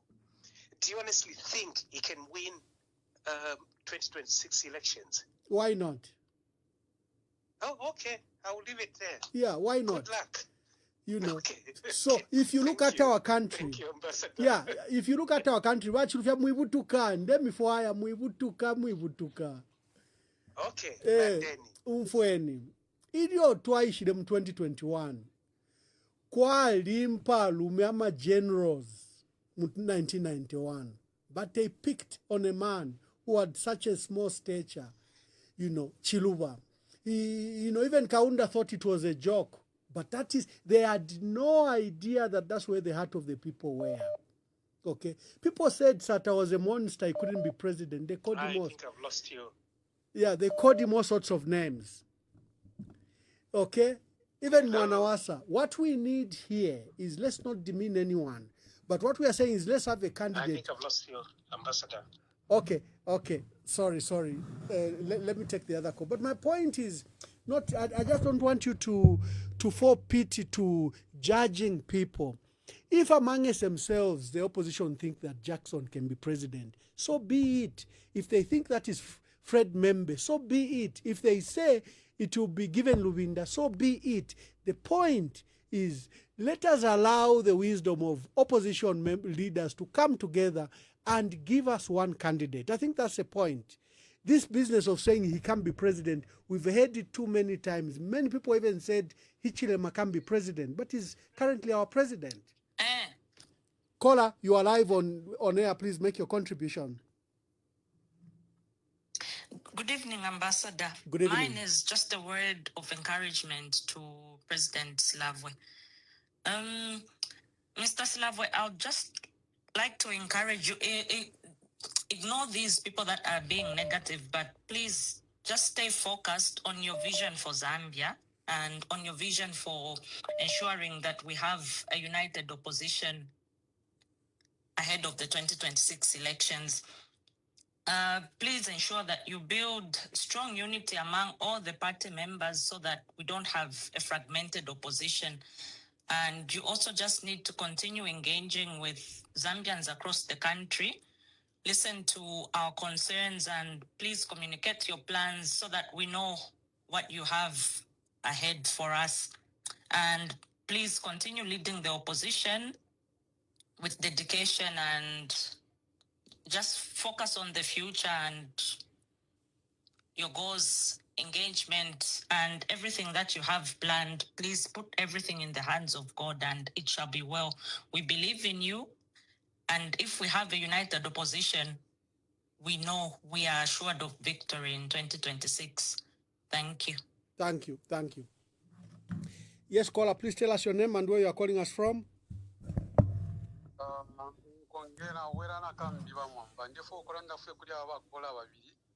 Mwichelo wa munkonge mwichelo. We have other callers, them kwai. Okay, sure. Wa president vesu basaka manezana. Wachitwe bati already kwa bana bantabe samukube bati tuwayimirina. The same warabeni abantu ebesa platform balerando kwa bati no abota bafuire baranda tibayimirina ba president. Naba kwatensambu ishakuranda kuti bayimirina okuteka abantu bati nshita yakusara president wakubatungurura nga Afrika. Naba kwatensambu ishakuranda chawo nombata tuwayimirine. Tranarandira kuti nayimirina nshayimirine but bali ino nshita. Naba kwatensambu kanyi ba president kuranda che Zambia tinateka but nshita yakusara opposition ukabatungurura nga Afrika. Then bakeba abantu babwachawo nomba iye ntungurushiyezo so abantu abesapa balesa mungu tuchita step kutuchita confuse no kwa kuchita confuse ama president beso bali kutwara Zambia kuikatana twali ambo kubeshi basoba bakateka beso mwe tulina imwe lero ufuri mwa konkanya kufa kushipa chisuma. Thank you. Yes, caller, please tell us your name and where you are calling us from. Good evening. My name is Nancy. Yes, Nancy, make your contribution. It's my first time to hear Mr. Silavwe speak on a number of issues, and I'm actually very impressed with what I've heard. It's good that we are getting all kinds of people in the opposition coming together and trying to find common ground and the way forward for the promotion of democracy in our country. It's just disappointing that there are some citizens who want to come out and say this so-and-so cannot be president and what. Such elements are the ones who make it difficult for a united opposition to exist. And such people should just be ignored. Yes, it's their opinion and we respect it, but that is not in the spirit of advancement for our country. So the opposition leaders should not be dissuaded by such people and should not be influenced by such people who think leadership should be the preserve of whoever it is they think has numbers. Numbers are built. No one starts from 1 million at once. So numbers can be built. What is important is that the opposition comes together and they all support whoever will be picked. Those who think it will only work and if they are the ones leading the opposition are not good for the opposition, are not good for the country. So Mr. Silavwe and your colleagues, we are behind you because we want democracy to thrive and to grow in Zambia. So keep up the good work and keep speaking for the rest of the country. Thank you. Okay, thank you very much. Thank you. Hello, caller. Please tell us your name and where you are calling us from. Ambassador, how are you? I'd rather remain anonymous. I'm very well anonymous. Make your contributions. Okay, I think for me, I just want to make a clarification on what a lot of us are concerned about, and I'm sure that's why they are coming out like, in a way, demeaning to opposition. I think what more of us want to hear is looking at what's at stake right now. We don't need people coming out to say they will go alone on the ballot as opposition. What we need is them uniting. So when you hear those sentiments, I think people are just upset, and what they want to just hear is that the opposition are intact and they're going to give us one leader because we are ready. We're just waiting for them to give us one. So regardless of who is chosen, if it's Mr. Silavwe or Mr. Binwell, as long as they are on that united front, trust me, anyone is going to pull through. That is just, I think that's what a lot of people are missing. And because they're upset, they don't know just how to put it. Thank you. I think you are right in some way where people are offended when someone says, "I'll go it alone." I think she has clarified very well. Thank you, caller. I think you are right. People want our opposition to be united. Hello, caller. Please tell us your name and where you are calling us from. We take the last calls. Okay, my name is, I'll just use Uncle D. I'm calling from Belgium. Uncle D from Belgium, make your contributions. Okay, I just want to be very straight and factual. Like what other callers who came before me explained, what we need from the opposition is a united front. We are not refusing Mwamba, whether the civic rights for them to be presidents on their own. What we are calling for is a united front in terms of the opposition, so that we don't reach a point where we divide the votes. Because going solo and wanting to do ABCD, it will really divide the votes, and we are going to give an advantage to the current government that is messed up everything and playing around with the rule of law. So with that being said, to conclude, I think people that we've engaged on different platforms, I've talked about the schemes of the current regime, whereby they want to make sure that they divide to conquer. So what they want is to set these people in disarray and against each other, so that people will have, doubts in each other, so that they don't work together. Otherwise, what Silavwe is saying is something that is very much welcome, and we want to work with you. We want to see you succeed. We want to redeem the soul of our country. We cannot continue kuikala muri umusango kwati abantu balechula kairi amafundi ale bayakupiribuka ukweba ati abantu abalingira ukweba ati balwishe mu bukumo bwa kino kyalo balesangwa maseos balesangwa shani teti tutwalire na behavior. It's very bad. And also adding alamwe bantu tule kwatoluse bantu ngata tukwetoluse tukatukonaula ifingi ama comments aya lefuma ku bantu abakweba ati if it's the opposition who are making those comments, they will be summoned the following day at the police station or whatever. But as we are here as people, we need to ask ourselves how we got here. You cannot be making mockery over a bereavement, a funeral, for that matter, on social media, and you go viral. And the certain people who were even involved in such video, they were making that kind of, mockery apology. I've never seen this kind of lawlessness in people. So for me, let's have a united front. The opposition, I appeal to you. Kumona imwebe neba Mwamba, nabandi abale tutungura mu opposition intunguru chocho tukwete. Tuapapata tekwesho kumfwa kubantu bambi efyo bale mieba. Tekwesho kumfwa bantu akesami okweba tiyo. I'm just giving an example. Ba Mwamba balandire efi limbi bayaye bakundo kwati imwe bakunda nangu ba Silavwe umfwe nefu bamewere so imwe nangu mulebombera pamo nif let us not look after our own interest. It's the nation, it's the country that we have. Zambia is the only home we have. Some of us want to return to our country one day, but not in this kind of leadership that we experience currently. I think I submit for now. Thank you. Let me allow Honorable Silavwe to respond. Honorable Silavwe, please respond to the callers and make your last remarks to the callers that are calling. I'm grateful. There are so many calls, but we just could take some limited calls because we have to close the program and allow Honorable Silavwe to leave. Okay, make your contribution, sir. Well, I want to say thank you very much to all the callers for the encouragements, for everything. I know my colleagues are listening.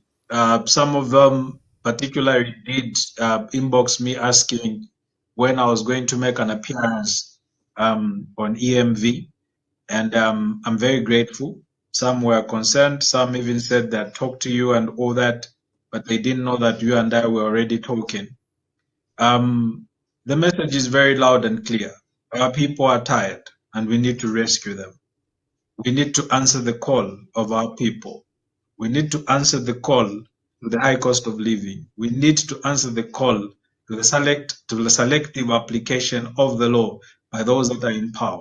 We need to answer the call of ensuring that Zambia is for all Zambians and not for a region. We need to answer the call for unity. We are tired. That's what the Zambians are saying. We are tired of you dividing us. We need to have an opposition first that is going to be united and for it to unite the people of Zambia. Is opposition unity possible? As a person who has been part of these discussions, I want to say yes, it is possible. Is it possible to come up with a singular candidate from the opposition bloc to square off with the one in the ruling party? My answer is yes, it is possible. Is there hope for the Zambian people that tomorrow we can wake up in August 2026 the following day after elections or 2 days after election with the new president? The answer is yes. Is there hope that we can change the way the country is being governed at the moment? Yes, the answer is yes. And so I want to assure the Zambian people, I am here to give you hope. And I'm not keeping that hope none to myself. I want to give hope to the Zambian small businesses that have suffered immensely. And by the way, Ambassador, I wish I had schools. Amongst the small business, you know that I'm a very aggressive businessman. You know that. But I do not run schools. And I want to assure that nobody has silenced me. If I have been not happy, I've been not happy with certain colleagues in the opposition. Some of them have spoken to them directly. And I haven't gone anywhere, my sister. I want to assure you, if you're still watching, I have not gone anywhere. I've had some personal misfortunes. Ambassador, you alluded to one of them being some funerals, but I am still very much part and parcel of the opposition bloc. So the Zambian people, I want to assure you that opposition unity is possible. Is there a time where all of us, including those that you do not like from the opposition, we can sit on the table and have a discussion? I believe that it is possible to do that. So I am here to give you hope that we see what is happening. We feel the pain that you are going through. We feel the fear that has gripped the nation. One of the things I've noticed about Zambians now, we are so fearful. Yes, some can speak online, but a true sensible Zambian is afraid of what is happening. I was speaking to one of the senior citizens who saw Dr. Kaunda's rule, and they looked me in the eye at their home and told me squarely, Jackson, what is happening now, we've never seen it, not even with KK. So KK was brutal, but this is beyond. We need to unite our people. And I want to send a message also to sensible people, even in the ruling party, that you need to be honest with yourself that something has gone wrong in this country. And we need to bring back this country to its correct position. We cannot continue fighting. We cannot have extremists going viral on Facebook, calling the dead names. Insults going viral just because you are in the ruling party. We cannot have selective justice. Selective justice. We are being a country that is now losing its eminence. If you can prosecute, and I'm saying I'm not speaking for you, Ambassador, I want to make that very clear. But I'm speaking because you're a Zambian. Because what affects you, Ambassador Mwamba, affects me also as a Zambian. In war, I would gladly choose to fight on your side and die by your side, just as I would also with President Hakainde Hichilema. Something is wrong in this country and we need to fix it. Yeah. Something is wrong in this country and we need to fix it. We need to come together as a people and say, let us get Zambia back into the hands of the people. Let the people have the power to drive the destiny of this country. And so to every Zambian, from all our 10 provinces, from the north to the south, from the east to the south, to the west, it doesn't matter what tribe are you. If you're asking yourself a question, is it possible for us to have hope from the opposition? My answer is yes. Why? Because I've sat in those meetings. I've looked at the men and the faces of the men and women. Yes, we may not agree on anything. Because tatwafialwa kumoyo, twafuma in different places and different upbringings. Some of them will rush to the media. Bamo balafulwa, twali beshiba, bamo balafulwa, bamo balaponta. But on the question of taking consideration of what the Zambian people are going through and how we need to respond, as the opposition bloc, we are united. And we will play our part. The same way we played a part in the United Kwacha Alliance, we will play a part in the United Front, and we will continue to engage. And colleagues, fellow political leaders, fellow presidents, it doesn't matter the differences we've had in the past. Let us come together. Let us stop plotting against each other. Let us stop planning against each other, and let us put the common denominator being the Zambian people. And the number above the denominator is going to sort itself out. So, my fellow presidents, please again let us re-engage. To my colleagues in the United Front, don't get tired. We need to continue to re-engage. We need to continue to give hope to the Zambian people and deliver them from the many injustices and economic hardships that they are currently facing, because they are our people and we must be there for our people. Thank you, Ambassador. Mr. Silavwe, thank you very much for the opportunity that you gave us to be with us. We are grateful to the many callers. Maybe I can remain picking a few calls, but I'll allow Honorable Jackson. I just have one thing against you, Ambassador. You didn't tell me the dress code. You are in a tie. Me, I am in a cap. You should have There's told no me the dress dress code on code. this. I come wherever, but when I have a serious discussion, sometimes I do wear a tie. And also because after the broadcast, sometimes I'm rushing to another meeting. So don't you have not disrespected the platform. It's a casual platform. Okay. Thank you very much. We'll allow you to leave, but let me take people are burning to speak. Let me take the last calls, and you can just monitor it on your phone and not of the concerns. Thank you very much. Let me take these calls. You can go, Mr. Silavwe. That's okay. Hello, caller. Please tell us your name and where you are calling us from.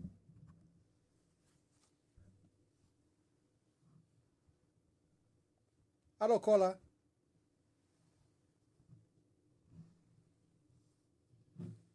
Hello, caller. Please tell us your name and where you are calling us from. Oh, we'll take other calls. That caller is... Hello, caller. Please tell us your name and where you are calling us from. Hello, Mwamba. This is Mwamba from Livingston. Yes, Wamwiwa. Make your contribution. Yeah, thank you so much. I think I've followed the program keenly, and I've also heard how Mr. Silavwe, President Silavwe, has presented himself. He's a leader, and what we can do is just to support him, so that even as we are uniting as opposition, those voices are very much needed for the development of this country. What I want to say is that there are two issues that I want to talk about. One of them is the language from the ruling party, where they are saying that there is no opposition. But when you look at what you have presented here already on your program, we've got a lot of leadership in the opposition. So I don't know, maybe the ruling party means that there's no opposition because they have gotten a formula on how to disable the opposition. Maybe they have a formula, but the opposition is there in Zambia. And then the other thing is that we want to participate in the economic development of this country. While still is the UPND is still in power. What are the best channels of advising the UPND government? Because what it is that anybody wants to advise the government now, they are in fear of being arrested. And the president, if I remember vividly, mentioned that he doesn't want people that confront him. Now, I would want to appeal to the president, if he can give us a manual on how to maybe engage him in relation to do with national affairs. What is the best way of engaging the president? Maybe he can guide us so that we can be engaging him, because even as we are remaining with a year towards elections, this is the length period where we need government to be engaged. So I would want the president to show us how to engage him so that we are not arrested. And then leadership. I want to talk to Mr. Silavwe. Leadership comes from God. anybody who is chosen by God can be a leader. So, Mr. Silavwe, what I can say is that I can just encourage you to go on.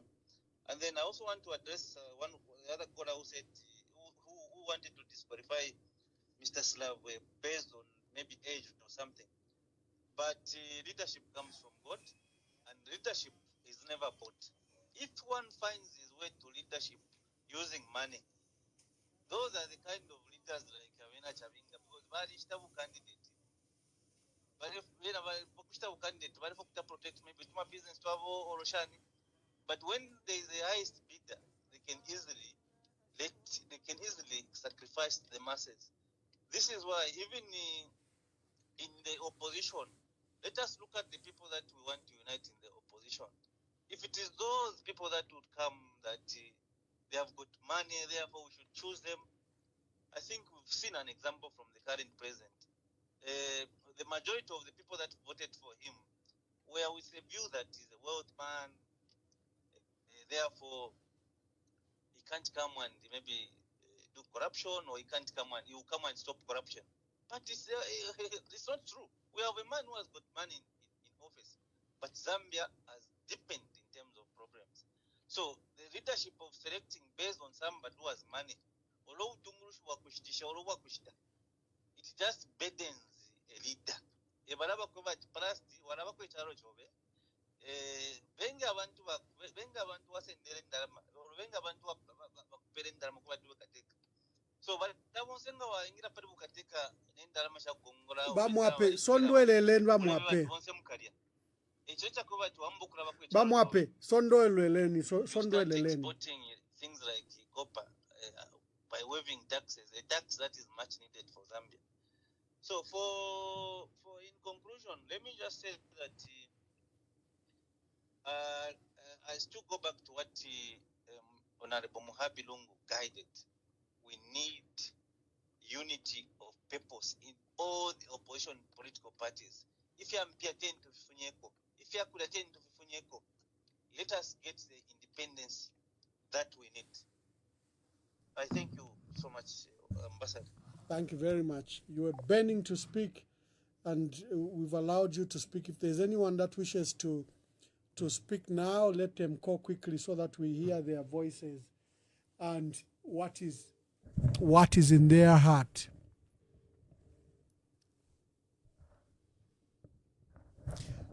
Hello, caller, please tell us your name and where you are calling us from. I'm going to stay anonymous. Yes, anonymous. Make your contributions. Okay. I just wanted to comment on the caller that talked about this individual can't be president because he was my junior at secondary school. I think that's an odd reason to decide not to have... It's an odd reason to think that someone can't be president because they were your junior at your school. And another thing I wanted to comment on is that the attacks that the opposition are facing, it looks like a tool that the UPND are using, or the current regime, is to attack the opposition from within. So you have members who look like they are in the opposition, but they are not really part of it. I mean, it explains why individuals like Mr. Chavinga, where he is today, and he's having discussions with a minister who the current regime is yet to do a disciplinary, even because of the audio. Nothing's been said, nothing's been done. So the more I see things like this personally, I've lost respect for the current regime. They apply the disciplinary or laws selectively. So it's more like rules for thee, but none for me. So let's be focused as Zambians. Let's not lose heart. I think whoever it is that comes, as long as they're not of the current regime, we vote for them and then we get rid of the current regime, because we have but a very small window. We own less of our country. We own less of our resources. We can't speak freely. We have to stay anonymous. That is not the way to live. And then also, I find that the reason perhaps that the current regime won is that there's voters that flipped, that voted in protest, that were frustrated with the previous government. So when you're looking at those voters, if you think that they're going to stay loyal in the next election, insulting them, intimidating them is the wrong way to go about this. So you're pushing them further and further away. So I'd like to say that we're watching and we'll do what is required to ensure that the current regime is out. So that's what I wanted to say. Thank you. Thank you very much. Thank you, caller. Thank you very much. Okay, I always want our followers to have their say, and thank you very much. I think we have it. Let's close it. We have a big one on Thursday where we host Dr. Grave Chelwa to review the UPND in 4 years. It will be an interesting debate, and I'm inviting you to this debate. Another one on Sunday where we're discussing the mining policy. So see you. I don't know if we have a guest tomorrow. I have to look at my calendar. God bless you and God bless our country. We're hosting Mr. Jackson Silavwe, President of Golden Party, and he did very well to speak to the state of the nation, the role of the opposition, and what the opposition need to do. So God bless you. We'll speak to you tomorrow. Good morning, colleagues. Good morning to the people of Zambia. It is very important that sometimes we behave like human beings, even when we know that what we are doing is not correct. I am responding to a long write-up by Dr. Emmanuel Mwamba. I read it first, I've read it second time, and I've read it the third time. He raises a lot of moral issues and state obligations. But I want to say this. What is so painful is trying to align the family as the root cause of these problems. The first question, and the decent question one will ask, how much leverage people like Emmanuel Mwamba, Enoch Kavindele, Leslie Mbula, have they exerted on President Hakainde Hichilema to resolve this matter in the best national interest? How much are they putting in to close the divide? Because they are trying to acquit President Hakainde Hichilema. And conveniently, President Hakainde Hichilema is not commenting on the funeral, but he has unleashed attack dogs to vilify the family in the most unfair manner. The media and certain individuals who have been hired on social media, but they don't want to open up and explain what has led to this impasse. Is it just that the family of Edgar Chagwa is unreasonable, and best to say they are a rogue family? Is that true? This problem we face today has a genesis of arrogance and the abuse of state power. ECL has died a very sad man. And the reason is simple, and that's why they are all hiding and using fronts. The president, from day one, when ECL lost the election, he thought and he convinced himself that the people of Zambia voted out ECL because they hated him. And that has proved not to be true, because the strongest critics of ECL while he was in power, and those who supported President Hakainde Hichilema to assume the presidency against all odds have all gone back and reconciled with ECL before he died. Everybody had a chance to go and show that, Mr. President, we didn't hate you. We didn't like the way you are running the country. This grouping of individuals who resisted ECL, led by Simon Zukas, the late, may he so rest in peace, Emeritus Archbishop Mpundu, they made peace with ECL. And they showed to him that when they opposed him, it was not a personal issue. It was a matter of national interest. John Sangwa, a strong critic, mended up fences with ECL while he was alive. Brebna Changala, I reconciled.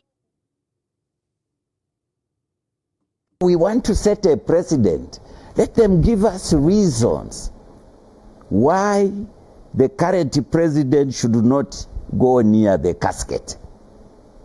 And who has told them that he wants to be near the casket anyway? Who has told them that he wants to be near the casket? If they want to say he shouldn't see the body, but who has told them that he wants to see the body? Why these speculations? Maybe it's because you're arguing that really this must happen. Maybe that's why it's assumptions. Even the court was asking them, presiding. The court was asking. Their lawyer couldn't explain. Presiding. You yourselves, in your written notes, you were saying Bishop Arik Banda should preside. So why are you now saying the president will preside? You yourselves. So what is presiding? They couldn't take. He was not just a citizen. He was a head of state. And if somebody says there were issues, yes, there are always issues. But in death, we converge to honor the dead, to bury them decently for the president with all the honors, military honors. After the burial, we talk about anything we're unhappy about. Who turn this country around. As the provincial chairman said, watch the space. Before the elections, cooking oil in ShopRite, 2.5 liters was 135,000. Yesterday it was 98 kwacha. A tray of eggs, it was at 74 kwacha. Yesterday it was at 59 kwacha. A packet of sugar was at 54, 2 kg, was at 54. Yesterday it was at 38. The newspapers, Times of Zambia, they have never been, they were getting salaries, they were in 7 months arrears. No salaries. Times of Zambia, every day, they used to send back heaps and heaps of newspapers and bought to their headquarters in Ndola. The whole of this week, Times of Zambia, by 9 hours you can't find it in the street. It has been swept. And so for Kabwe office, they have asked their headquarters to increase the volumes of what they are sending. What more can you ask? At you are Fitara station. Unless you are Fitara. Things have changed. That's the beauty with change. And so we want to thank all of you, but we want to make an appeal. There are things you can learn from the election we had. The major one is that let no one determine your destiny. Your destiny is determined by God. Never you be cheated, whether you are a young girl, whether you are an elderly lady and they are telling you, you will never get married. tell them, you are not my creator. You are not God. How can you allow somebody who has murdered your son or your daughter and you are still mourning to come and attend the funeral and we need to speak at the funeral? But how good your son was. And you know about it, you say, wait a minute, what's happening? And I think I can just say the whole thing, I summed it up when I spoke to one guy. I said, the party, friends and all. So I only lamented that why should you be stripping me of these things and then pushing me and saying, no, we want to protect you. No, you see, demeaning of the president to be seen to be going without this or that. I said, I don't need you. You don't need me. So I was very clear. I've not complained at all. The time that I've complained is when I've been harassed. I said, you've stripped me of everything, but leave my liberty, my dignity, and my rights. That's what I'm saying even now. You see, 1 minute I walk the street, somebody says you can't walk the street because you're a former president, you are in danger of being attacked and people might attack you and will be blamed as police. That's why we're following you. The next minute I said, but you mean you didn't know that I was former president when you stripped me of these things? Please, go and put your house in order. The next minute I want to go to church, somebody goes into church and says,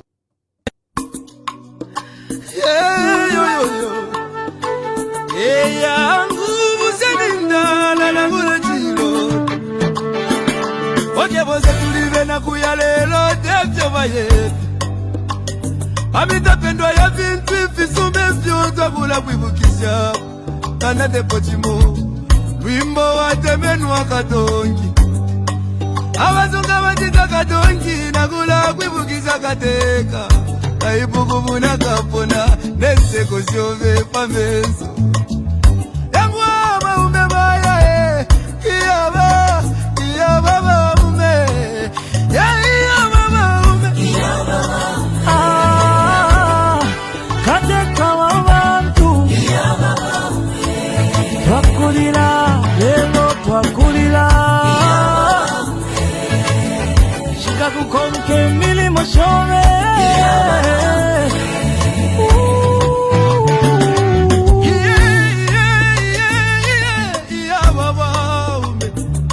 Ale filamba Yena minta pengosile Leti kumemo kula dolole avale Lilo wingi Iseko wingi mwakwete Iseko wingi mwakwete Mwaya Mwende wino tata wesu Katusi muchi mokege Wali bomba kale Komba mwatuja tuleli lake Chumangana chiba Benda Upanga mwine Koya mwine Ide nalila Yangu ya mama ume Ala nacho mwabye Mama